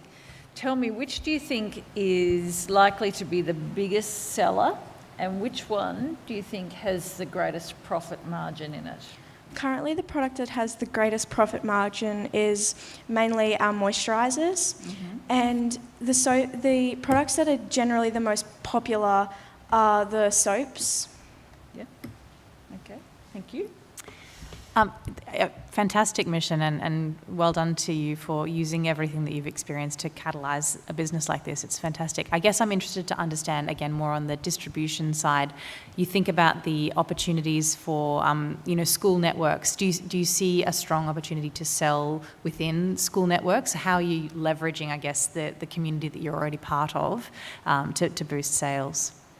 Currently, to boost sales, we're using markets locally and social media pages, but in the future, we'd love to utilise schools to market our products and sell to people that would be directly affected by what we're doing. Well done, and super cool seeing all the products as well. I'm interested in the soaps in particular and the plastic packaging on it. Like, can you talk us through, is there a way to phase that out, or is that, you talked through some of the materials being sustainable, but obviously soft plastic's not the best, but talk us a bit more about that. Yeah, in the future we'd love to go more eco-friendly and get rid of our plastics and use more biodegradable and eco-friendly methods on preserving our products and packaging them. Amazing, well done. Thank you.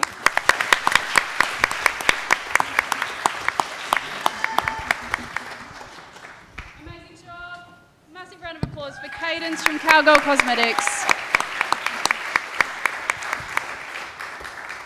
Fantastic. So to welcome our next pitch, I'm excited to welcome our next pitch to the stage from McGregor State High School. Can we please give it up for Clip and Go?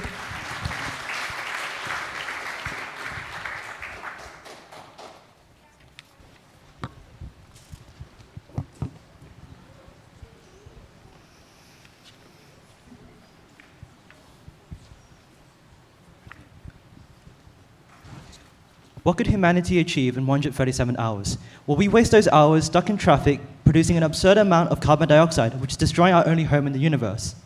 Our team is determined to combat atmospheric pollution and traffic jams, as 90.2 million cars on the road produce 88 million tonnes of carbon dioxide in Australia each year, which is massacring our ecosystems and escalating traffic jams. Now we all can agree that traffic really sucks. So Ben, Sally and I from Clip and Go believe that we will end this problem for good. Behold the Clip and Go e-bike kit. Based on government regulations, our product allows users to easily clip an electric motor, hand throttle and battery onto the frame, allowing users to benefit from a pedal-assisted bike with a top speed of 25 kilometers per hour. Furthermore, our motor incorporates an alternator to significantly extend the battery charge. However, the safety of our consumers are just as important as the safety of our environment. In an emergency, there is a kill switch on the hand throttle in case if the motor malfunctions. While we'll ensure that all electronic components are carefully sealed and insulated to prevent electrocutions and fires. Based on positive feedback from 99 Bikes and Toby Hood, our product will encourage thousands of Australians to bike to their destination.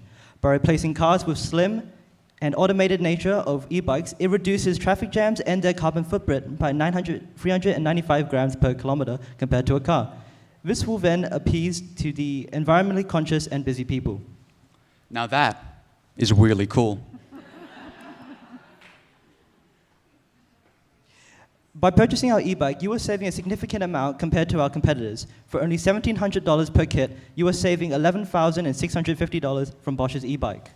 Following negotiations with major retail chains such as Big W, Kmart and Rebel, we will retail to all bike owners over 13 years old in commuting hotspots throughout Brisbane City for optimal profit, which is expected to be $94,900 in the first 24 months. 50% of this profit will be donated to Greenpeace, a non-governmental organisation dedicated to conserving our environment. Here is our corporation's chronological timeline after Future Anything to ensure that our product is ready to be distributed, aiming to maintain 25,000 concurrent riders, resulting in 25,000 less cars on the roads, to make a permanent impact. Our corporation has teamed up with entrepreneur and bike shop owner Toby Hood for priceless feedback regarding the Clip and Go product and connections. We look forward to extend our connections even further to better improve our product and to be able to innovate our product to be even more efficient and even cheaper. We require $60,000. $32,000 to purchase the components based on product data from bike sports imports in Melbourne, $20,000 to manufacture by Substation 33, $3,400 to advertise a product through social media and online campaigns with clear water advertising in Melbourne, and $1,000 for packaging and shipping. Until we receive the $60,000, I will ride this tricycle around the campus until our enterprise becomes a reality. Thank you.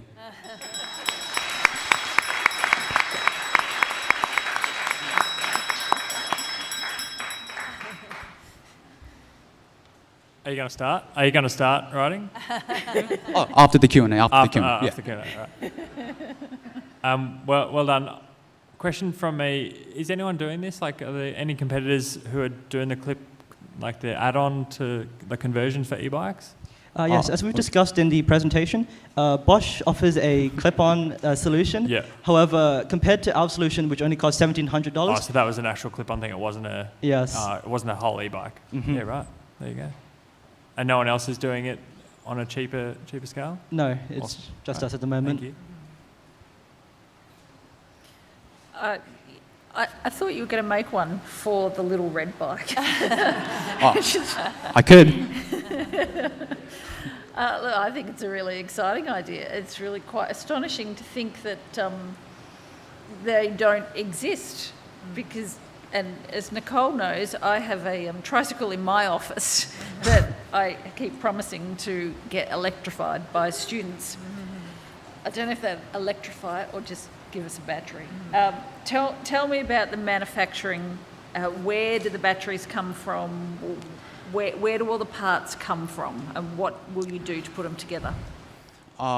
So we plan on purchasing the motors from DMK Motors, which is a company based in China. Same with DNK Batteries, which is also placed in China. The sealants or the insulators we plan to purchase from Bunnings.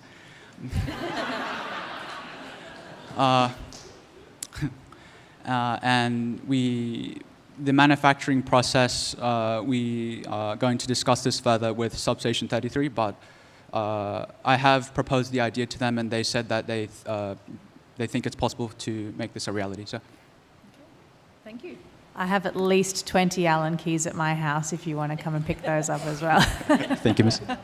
I think it's a really interesting, as Rowena said, it's kind of amazing that it doesn't exist in that form, and I frankly think that bikes shouldn't be allowed to be in Brisbane unless they're electric, so I think this is a huge step up. But in terms of that kind of market penetration, focusing on Brisbane originally, I guess, given that you're here, is there any education you think needs to take place to actually get people considering riding again, knowing that an e-bike could actually be cheaper?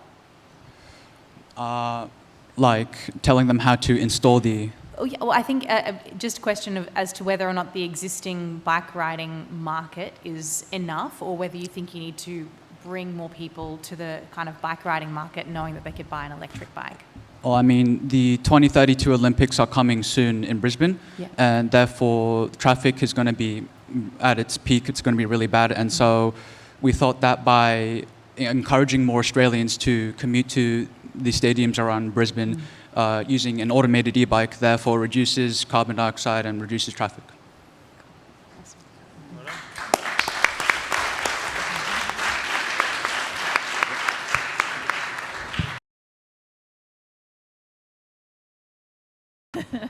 I mean, I hope so. There we go. Let's clap him off.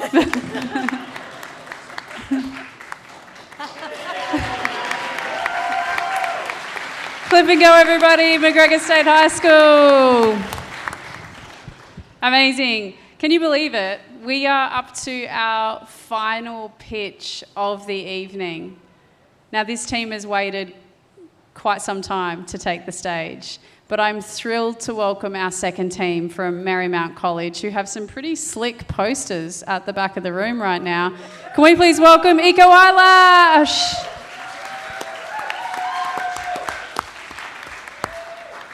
Who's doing your clicker? Oh, lovely.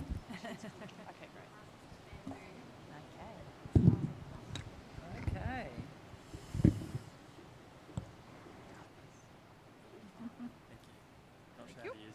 I can do it. You ready? Yeah, got it. Good luck.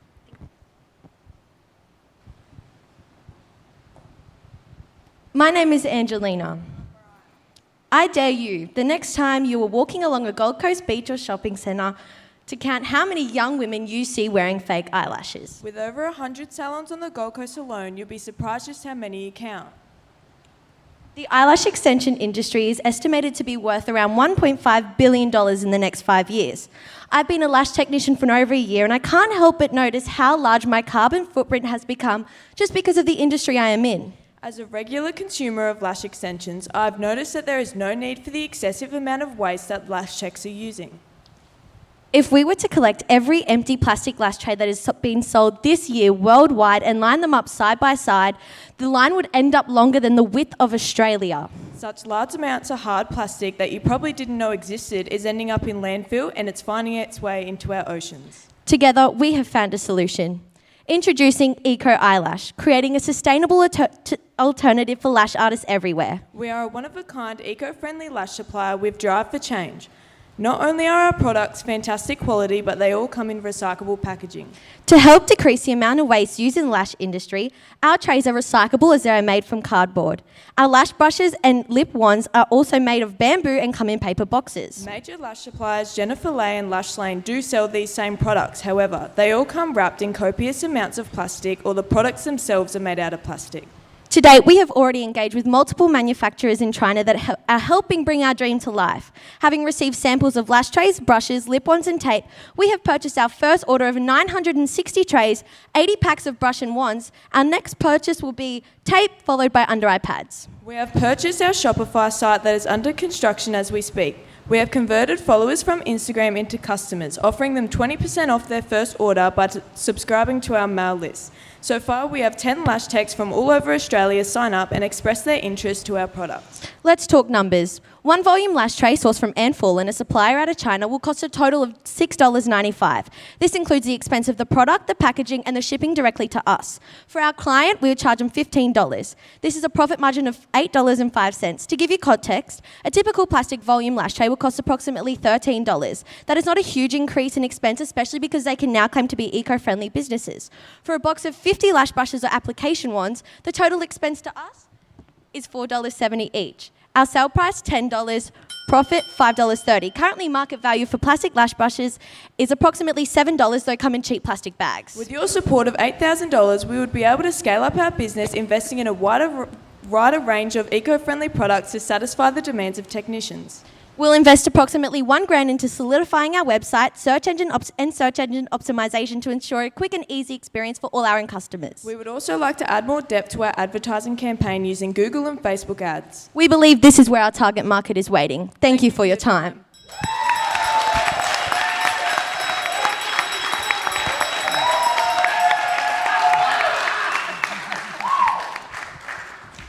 Well done. That was a very snappy pitch. Congratulations. I'm interested to know if you think the problem is well understood by the consumers, or if you think you have to, I guess, convince the actual technicians themselves. Do you think consumers are wandering in going, how sustainable are your products?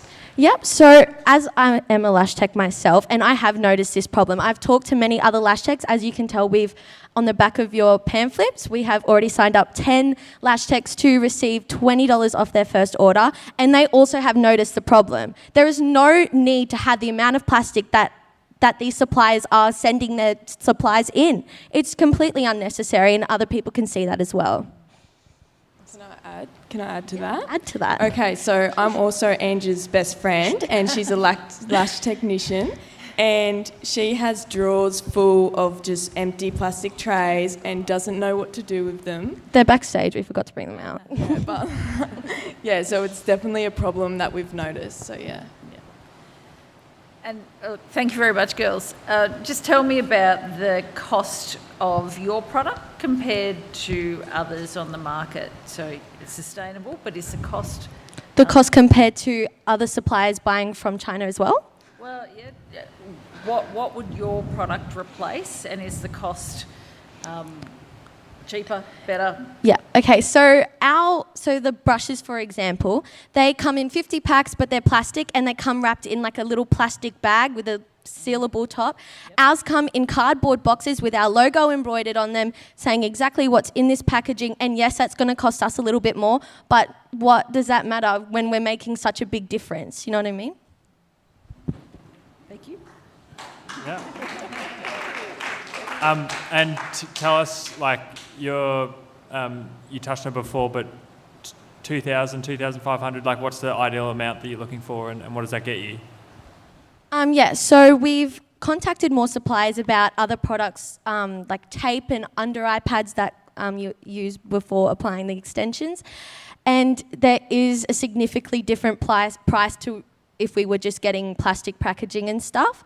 With $2,500, we would be able to buy approximately 100 boxes of tape. So they all come in cardboard boxes with our logo on them. We would be able to buy probably 100 pairs of those iPads, but the more money we have, the more we can invest. We want to invest a lot into our website as when I go to buy supplies from people that find it sometimes frustrating or silly how the layouts are, and it could be so much easier, and we want to make sure that our website is the easiest website that you can use as a lash tech. Yeah, and we also want to be like a one-stop shop, you know? So for everything. Want lash artists to be able to just come to us and get everything they need and know that they can be eco-friendly too. Yeah. Fantastic. Thank you.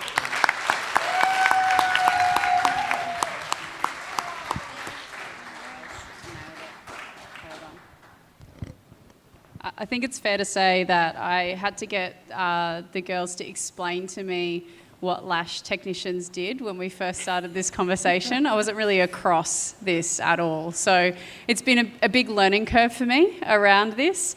But I love their passion and what they bring around experience, you know, working in the industry and then being able to pitch a solution to a very real problem they've experienced. Can you believe it? That's our 9 pitches done and dusted.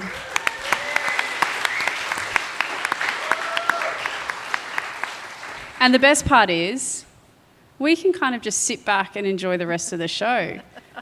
But these 3 have to go to the green room and make some very difficult decisions.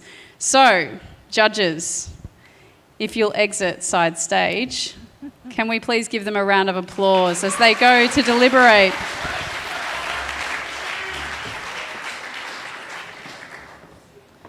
Toughest job around, good luck. So this year's been a pretty special year for us. We've obviously run quite a few grand finals where we've had the opportunity to acknowledge the students and their incredible ideas. But for the last few years, there's been something in the back of my mind where I've really reflected on the fact that these young people are able to be here today, often because of very hardworking teachers behind the scenes, providing these educational opportunities for their young people. Great curriculum like this doesn't happen by accident. And so this year we've actually released our inaugural Educator Awards, and I'm thrilled to announce our winners tonight. So, I know the pressure's on. There are some nervous teachers in the room and via Zoom. We have three, yeah, look, that was a bit anticlimactic. I apologise, guys. But I liked the enthusiasm from the back row. We have 3 Educator Awards this year. The first is our Trailblazer of the Year. This is for our educators who are teaching Activate for the first time. It's an opportunity to recognise these passionate teachers as they embark on this entrepreneurial pedagogy for the first time in their schools. We have our Educator of the Year Award. Now, this is for an experienced Activate teacher who's taught the program for more than 1 year. And we also have our Team of the Year. So this is to reward our incredible educators who are working together to really make change within their schools. Now, we were inundated with an incredible number of applications, and what was fantastic for me to see, and perhaps these teachers don't realise, is that many of the applications came from their peers and their leaders. So they were being recognised by people who work with them and being nominated for these awards. And I think it's quite extraordinary because the work of teachers often feels like it goes unnoticed.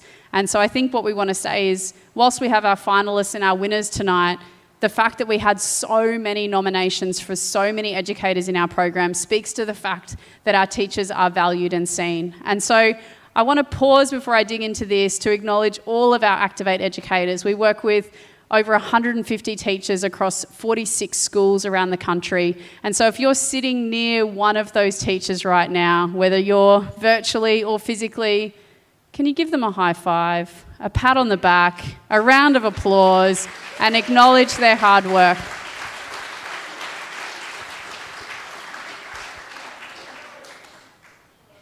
But we do need to crown our winners. We have 4 incredible finalists for our Trailblazer of the Year award. Our first finalist, Stacey Austin, joins us from Mackay. Let's give Stacey a quick wave. She's in the Zoom. She's in the Zoom. Okay, sorry, hi. Hey! Great to have you here, Stacey. Thanks for joining us from Mackay. Thank you. We're just having a little pool party up here and enjoying watching all the kids do a wonderful job. I love that. When you said you were having a party at your place for the Future Anything final, I thought, yes, that's where I want to be. It's great to have you here, and looking forward to seeing you on Thursday as well when I'm in Mackay in person. Yep, so definitely. Can we get everybody to give a bit of a wave in the background as well? I can see some. Hang on, they're coming. Yeah! Mackay North State High School, right there, people. Stacey, great to have you here. So in a moment, we'll find out the results. So our first finalist, Stacey from Mackay. I'd love to welcome, joining us via Zoom as well from Fairholme College, teaching the program for the first time, Rochelle Butlin. Can we say hello? Hey, Rochelle. Hey. Thanks for joining us up the range. Is it raining as much there as it is here? Yeah, and it's cold. What's going on? Well, it's still warm here, but it's just bucketing down with rain. Thanks so much for joining us and for doing such an incredible job teaching Activate for the first time this year. We've loved having you a part of our journey. Fantastic. Our third finalist in our Trailblazer of the Year Awards is... I don't have my screen in front of me. Thanks, Andrew. Joining us from Loreto Kirribilli, we have Chris Hook, and I think what's super interesting to flag about Chris is not only he an educational legend, but he taught the Activate program for the first time whilst his school was in lockdown for the entire term. So not only was he teaching a new curriculum, but he was teaching it remotely to his young people in Sydney. So we welcome Chris tonight. Congratulations on your nomination. Thank you. Good evening, everyone. I'm in Brisbane. What a great evening it's been so far. I really enjoyed it. And it also looks like you're in San Francisco or something similar as well. That's because the weather in Sydney tonight is so terrible that I can't put the screen on what's really happening. It's raining. I thought it was because you were bleak. hiding your dirty laundry behind or something similar, in which case I thought that was pretty smart to put the screen up. Thanks, Chris, for joining us and for such an incredible job teaching the curriculum remotely and what I know has been a really challenging year for many educators around the country. And finally, I went out to Yarrabilba State Secondary College recently, and whilst I was walking through the classrooms, I had the joy of walking into this final teacher's room, and there was just magic all over the room. It was quite incredible to see these tangible artefacts of learning plastered around the classroom in celebration of what her young people are capable of. Not only is she a first-year teacher of Activate, she is a first-year teacher, full stop. So, our final trailblazer, can we please give Co Shepherd a massive round of applause?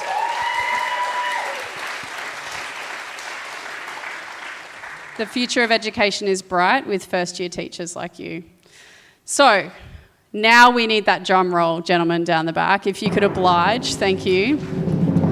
Our 2021 Trailblazer of the Year is Stacey Austin from Mackay North State High School.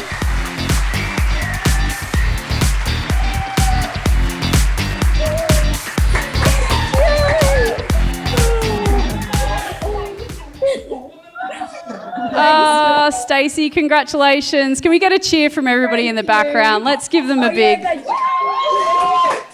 just went crazy.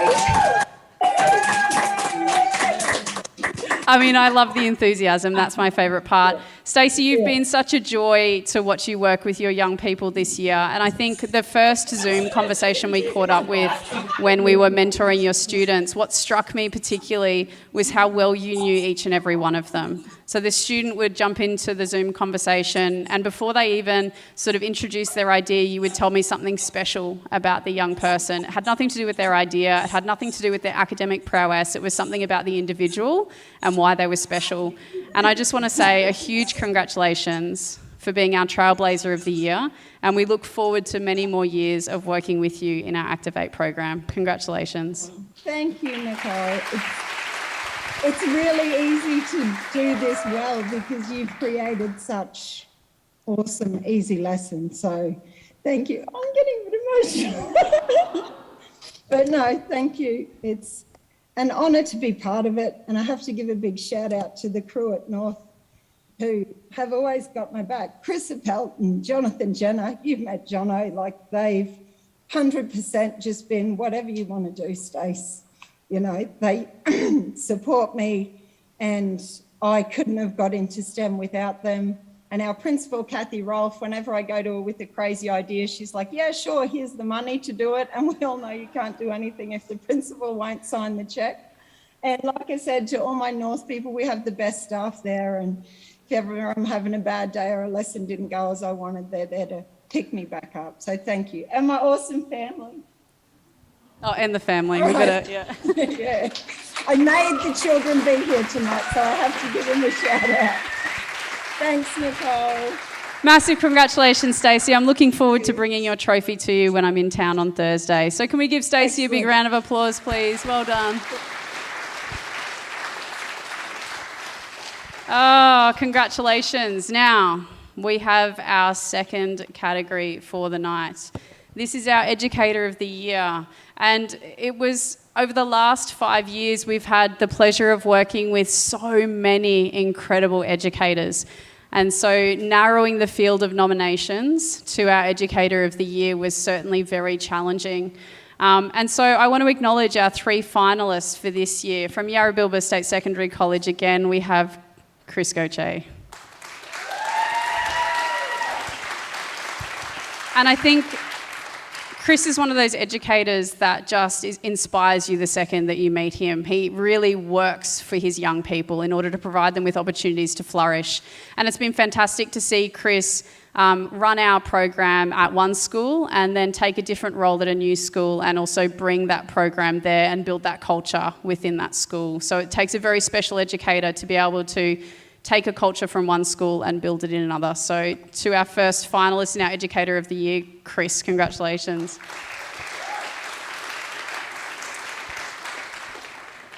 Our second finalist in the Educator of the Year Awards is Kerry Hopper from McGregor State High School, who's joining us from Zoom. Kerry, how are you going? Yeah, hi, I'm going well, thank you. What another incredible night at the grand finals. Just gets better every single year. And I think what's really special to acknowledge is, Kerry, you've almost been in the program from the beginning. So I think it's been 5 years that you've been working in the Future Anything program, firstly as a teacher of the program and now as a head of department, building these capabilities across your staff and your students. So it's such an honour to be able to have you as one of our Educator of the Year finalists tonight. Congratulations. Thank you. And our last Educator of the Year finalist for tonight comes to us from Redlands College and is in the room, Fiona Mitchell. There she is. Fiona's another one of our educators who taught the program through English quite a few years ago at one school and has since changed roles and changed schools and brought the program with her in order to build that culture of entrepreneurial thinking. I think what's really cool is Fiona delivers Activate within English curriculum. Often it feels like it's in business, but we use Indigenous representations in text as a stimulus for young people to look at marginalised groups. And from there, rather than just looking at the problems that exist, we challenge young people to do a persuasive speech or a pitch, actually proposing solutions to the problems that they see. So it's quite remarkable, not only that Fiona's taught the program over so many years, but also that she's been able to build this culture within a subject like English as well. So congratulations to Fiona again. Gentleman down the back, I need another drum roll, please. Our Educator of the Year for 2021 is Chris Coco.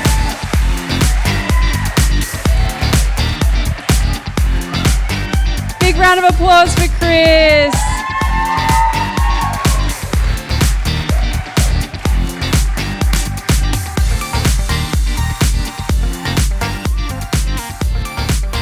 We've had to keep the trophies hidden all night because they have names on them. So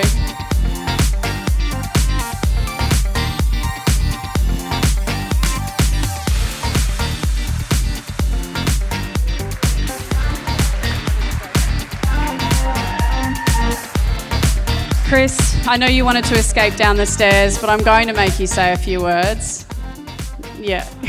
You can come over here. No, I know you wanted to escape down the stairs, but I'm stopping you. Congratulations.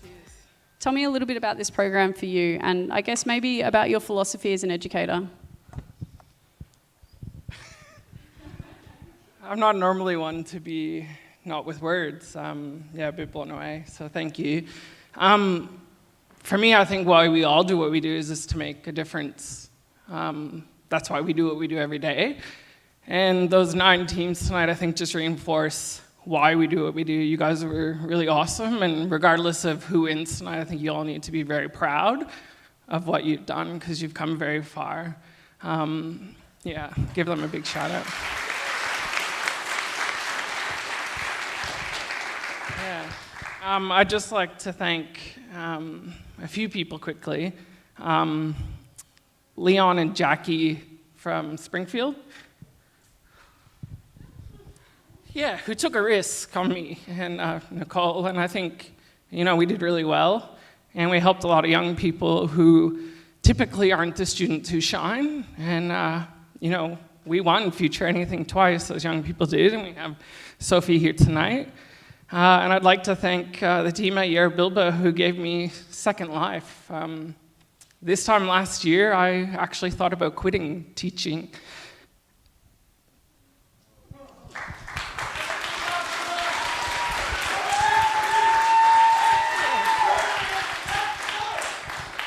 And I think sometimes, teachers, we put a lot on ourselves, and community and people don't back us, and I'd just really like to thank the team and for backing me, so thank you.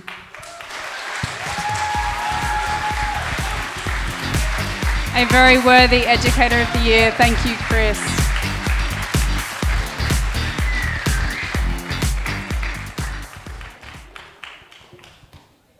I need a second to take a breath. Congratulations, Chris. Now there's a few rowdy teams in the room, and so we have our Team of the Year as our final category in tonight's Educator Awards. We have 3 very outstanding teams. The first team is Bribie Island State High School.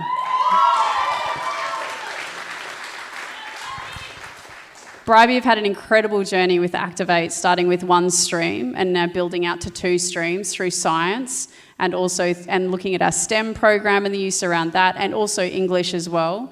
Bribie Island also have 2 showcase teams and had, I think, 4 in our semi-finals.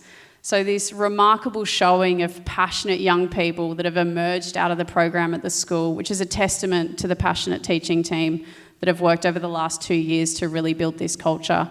So it is a pleasure and a joy to work with the team, and congratulations on being one of our finalists this year.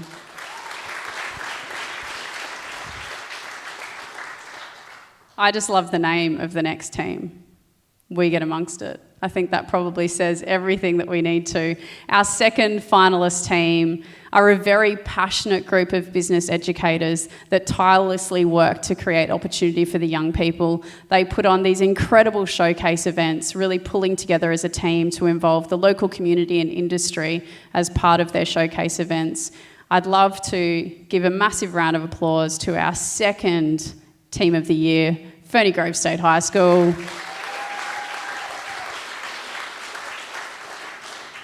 And joining us from South Australia via Zoom, we have the team from Kildare College who've been working in our program for the last 2 years, and obviously have an incredible finalist with Jocelyn amongst the stage today. So we'll check in with Kildare College. Congratulations. Hi, thank you. Unfortunately, it's only me tonight. The team says thank you so much for the finalist nomination as well. Now, I feel like it's much colder in South Australia than it is for us up here in Brisbane. Jump up. It's freezing. It was raining tonight as well. Excellent. Well, we can share the rain with you because we've definitely had plenty of that. Congratulations. Thank you. Gentlemen down the back, you know what to do. Our Team of the Year for 2021 is Bribie Island State High School!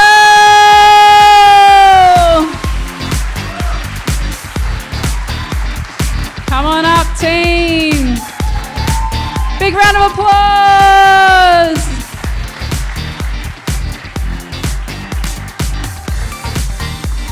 It's a long walk when you've got to come from the middle of the room.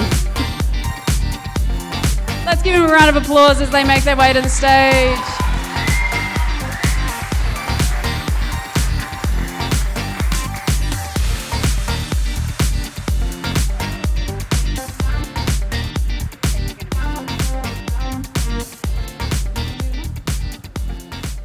Danielle's going to be the mic.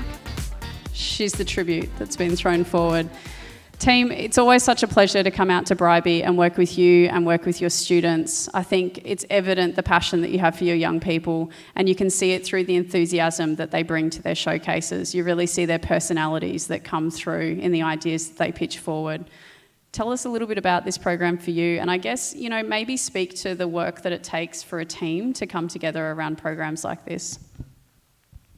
So we started Future Anythings last year with 2 small teams, and we've branched out this year with it, and we've really diversified. So we started with our academic classes, and we've gone to our comprehensive and our focus classes as well. And tonight we have people from every single one of those classes. So for us, it shows us that no matter where you come from, no matter your marks, if you find something that you're passionate about, you can achieve. And I think for our team, they've believed in every single one of our kids, and they've said if you dream it and you believe in it, you can achieve it. And so for us, working together has been really awesome, and they've done our school community and Bribie Island really proud. So regardless of any outcomes tonight, all of our teams are winners for what they've done.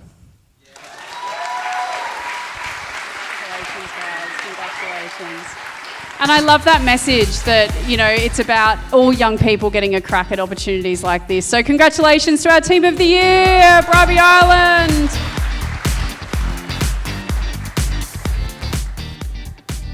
This is the best part though, because at this point the judges are supposed to be here, so the fact that they're not means that they've needed more time. So at one point in one final I almost had to sing and dance. I won't subject you to that. So it's okay guys, they are here. Can we welcome our judges back to their seats? Lauren's going to sing and dance. This is great. So team, how did the judging go? Got tense. No. Got tense? What happens in the judging room stays in the judging room, so you don't need to disclose anything that was said or done in that space, although I told Sam to take photos, so we'll share those later. So I want to talk through what's up for grabs for our prizes today. So as we said, we've got a total prize pot of $25,000. Thank you. And this is a mixture of cash for our teams and also support for our teams as well. And so we have a total cash prize pot of $5,000, and this is split between our winner, our runner-up, our highly commended, and the winner of our People's Vote, which I will let you know the results in a moment. Now, we've also had some incredible people donate some support to our teams. And so I want to call out, I know Murray won't love the fact that I'm calling him out, right? I can see you even though the lights are bright, sir. Murray's actually donated $9,000 worth of branding and website to our grand final winner tonight. So if you're looking for branding and website work, highly recommend that you connect with Murray and Syntropic Studio for that work. He's an incredible ecosystem builder within the entrepreneurial space and somebody that I admire quite greatly for the work that he leads. So it's a joy for that ecosystem to give back to our young people tonight. So thank you. We also have a 6-week coaching and mentoring package for our winners tonight, but Poppy Rouse from Powered by Purpose has provided this, which means that our young people that win tonight are not just walking away with cash, they're walking away with key support that they need through web and branding, and also 6 weeks of coaching to support that growth and development that they need in order to take their businesses to the next steps. So I just want to say a huge thank you to Poppy from Powered by Purpose for also offering her time and expertise to support our winners. Give her a big round of applause.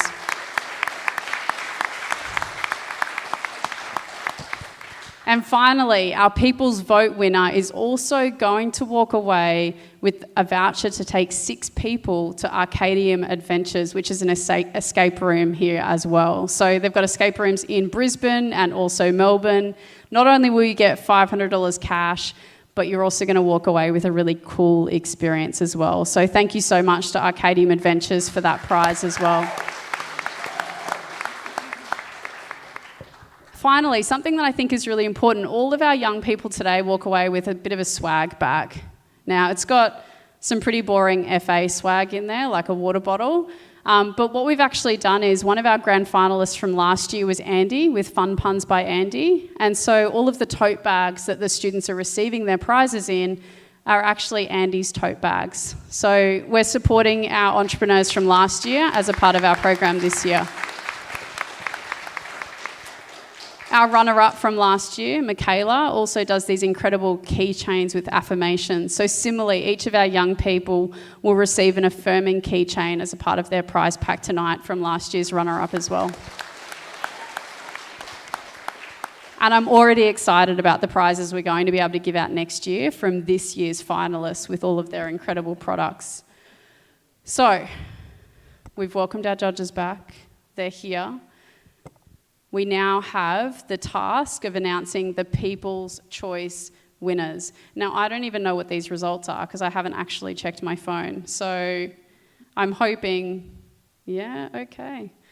It's been a very close voting call, but I can confirm with 323 votes, the winner of our People's Choice tonight is Drink Safe from Marymount College. Come on up, guys.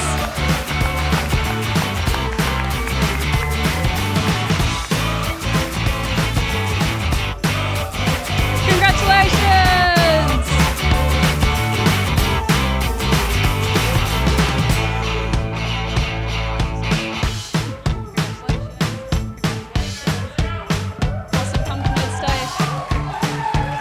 please give our People's Choice winners a massive round of applause? In 60 seconds or less, tell us about your idea. What was it that really captured the audience? I love the moment where everyone goes, "You're speaking." Like, that's my favourite part. So we have a drug detecting straw which detects 3 of the most common illicit date rape drugs, rohypnol, GHB and ketamine. And the straw fizzes when the drug is detected. We're in contact with DrinkSafe enterprises in Florida that have a similar product. So hopefully we can incorporate their technology into ours. Massive round of applause, guys. We'll get you to go side of stage because we're going to ask you to come back out in a moment.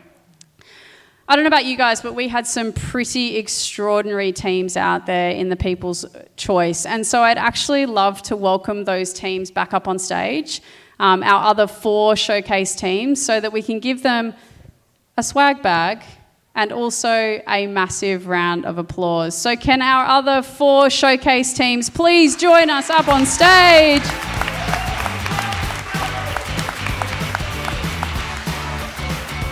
We have Fergus from Natural Technologies, Sheldon College, Gloomy and Friends, Maple Park State High School, DeBede's Knees, and from Bribey Island as well, we have Reamcycle. Big round of applause.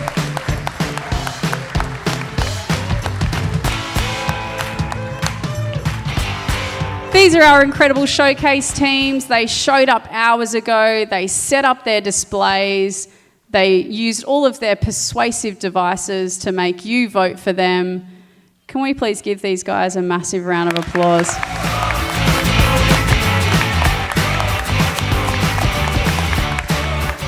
Excellent team. You can grab a seat. And DrinkSafe, you can grab a swag bag on your way through too. I wouldn't want you to miss out on some cool prizes. All right, now we have the really difficult job of bringing forward our judges to announce the winners. Who is the chosen spokesperson for tonight? All doing it. Fabulous. I love it.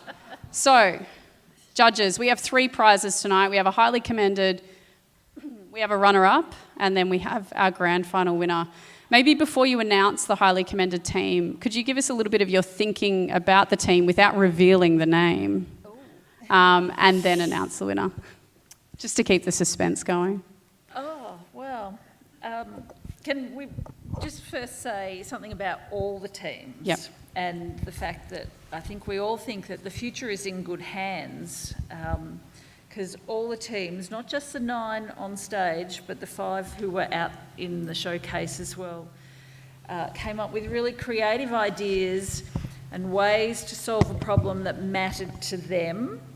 And I think you put that really well. You know, where do you come from and what do you care about? It's really apparent in everything that the students have created, that they care about many things in the world and they have fantastic ideas to bring them to life.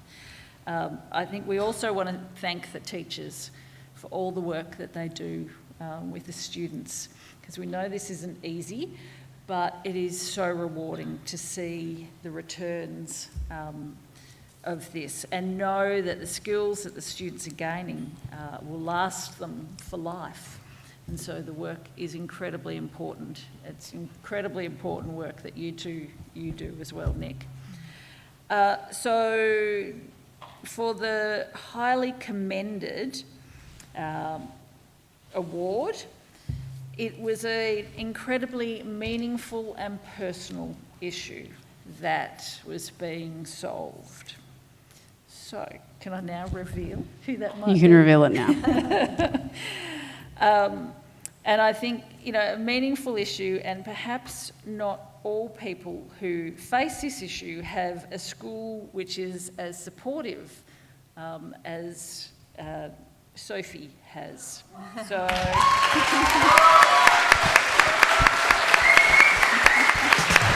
Sophie, massive round of applause. Congratulations. I'm going to come down to you.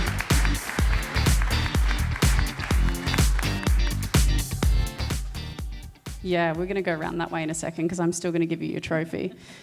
Sophie, tell me a little bit about why this competition has been important to you and talking about this issue. To bring awareness to dwarfism and bring awareness to how much of, how big stores don't have this as an issue, or that there's not any stores like this in Australia. Fantastic. Can we please give our highly commended Sophie a massive round of applause?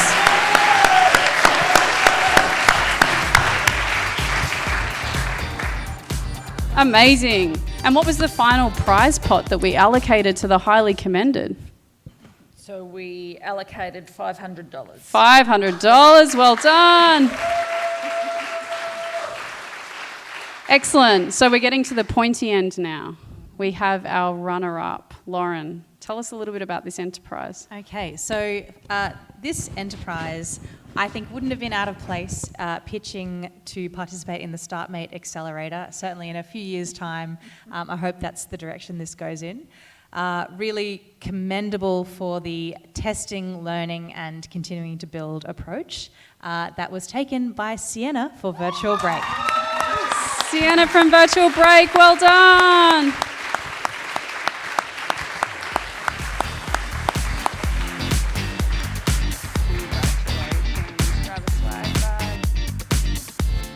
And Sienna is walking away with $1,500.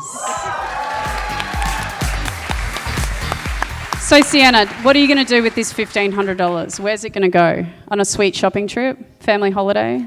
Taking the parents out to dinner?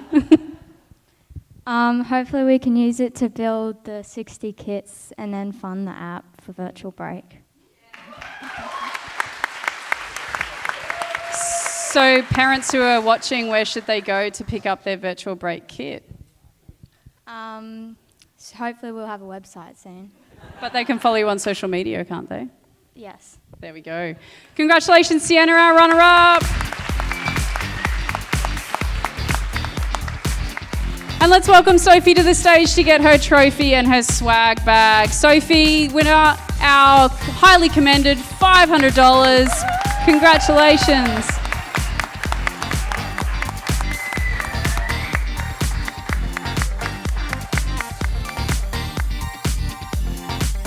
It's almost too much swag.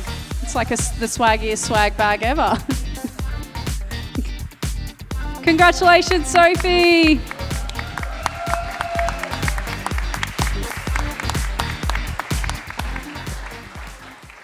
All right, it's the big one.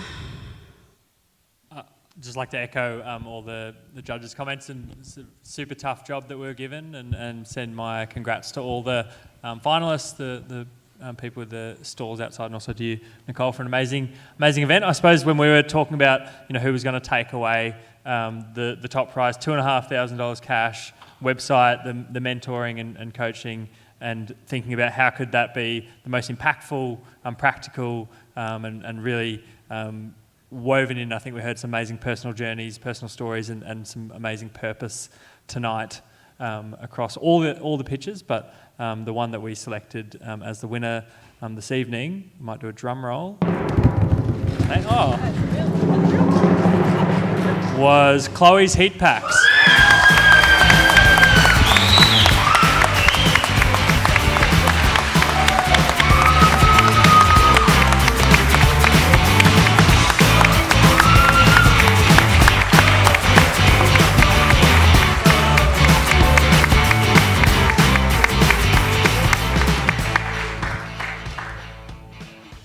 Chloe, I mean, you've got a trophy in your hand, but I feel like the shield is even more significant, because at the moment it's got Shielded Socks from 2018. We've got Culture Hood on 2019. Last year we had Aqua Shield.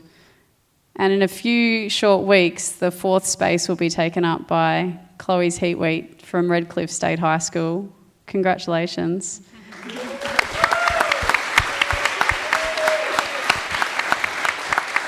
What does this mean for you and your business? This means so much. This will definitely give me a boost to make my heat wheats completely eco-friendly, organic, and definitely donate back to those farmers that do it tough during drought.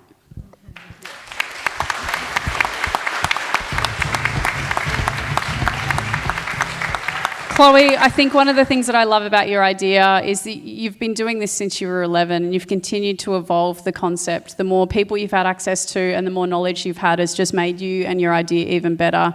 I love that it's such a simple business idea, but it has such a world of impact, because every time you grab one of those heat weeks, you're feeling a little bit better because of it. So I look forward to seeing those heat weeks all around the country and the world, making people feel better and helping farmers who are doing it tough. Congratulations to our 2021 National Grand Final winner!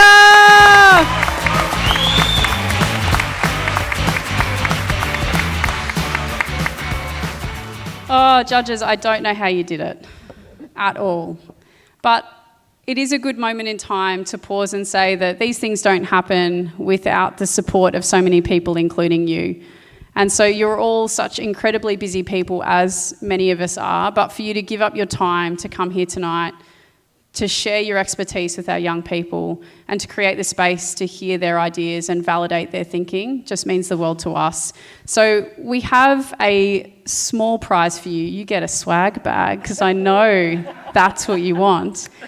But we also recently launched our Catapult cards, which are a design thinking tool, and 50% of the profits go to support youth-led startups by funding micro grants for young people. So we'd love to give you a kit, each of those, and also a swag bag with a punny tote and some other cool items in there. So a huge thank you to our judges.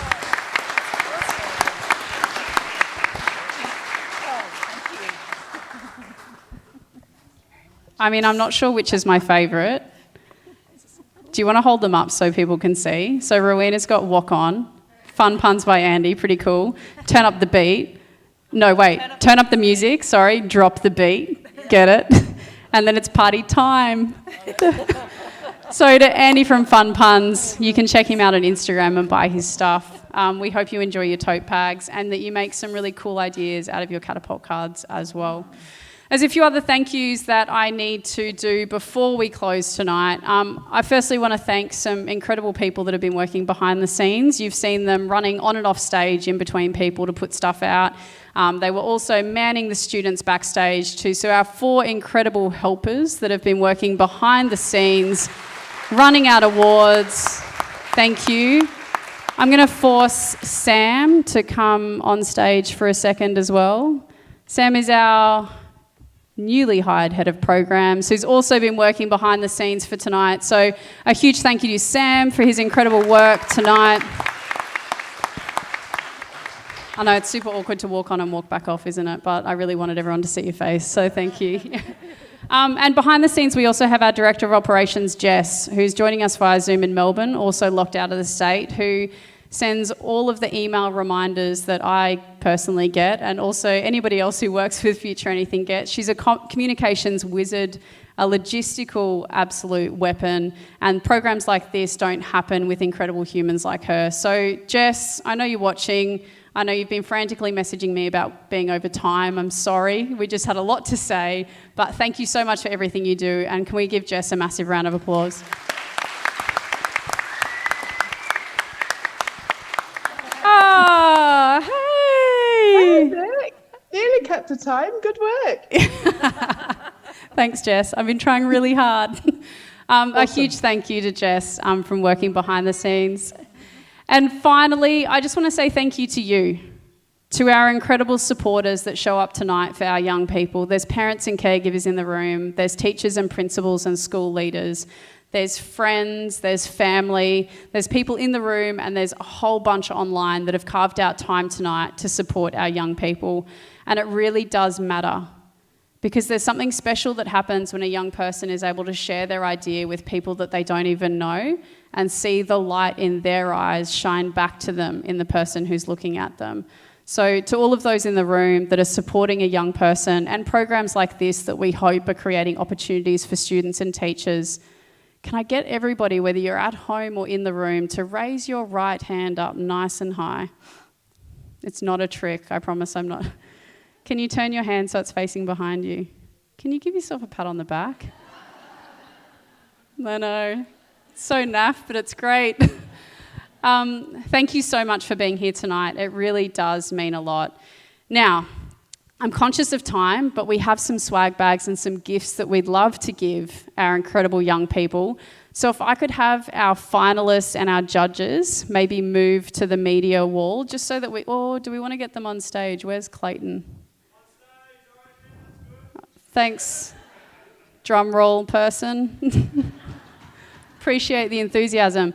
Okay, we'll keep you guys here to get some photos really quickly. Just a quick shout out also to the venue staff. I always forget these things because I don't have notes. A huge thank you to the venue staff, to AV1, our incredible team working in the background who've live streamed tonight and also captured the footage. And also Clayton and Hema from Show and Tell Productions, who've also been working to document today. Give them a big round of applause for doing all the techie things that we're not capable of doing. And I guess the final thing to say is that, at the end of the day, anything that we do when we walk out of the room has the potential to bend the future. And so I hope that when we walk out of this space, inspired by the incredible young people that we had the privilege of listening to, that maybe regardless of whether you're young or old, that little idea that's hiding in the back of your head about a business, I'd love to push you to think about, well, why not? Why not you and why not now? Thank you so much.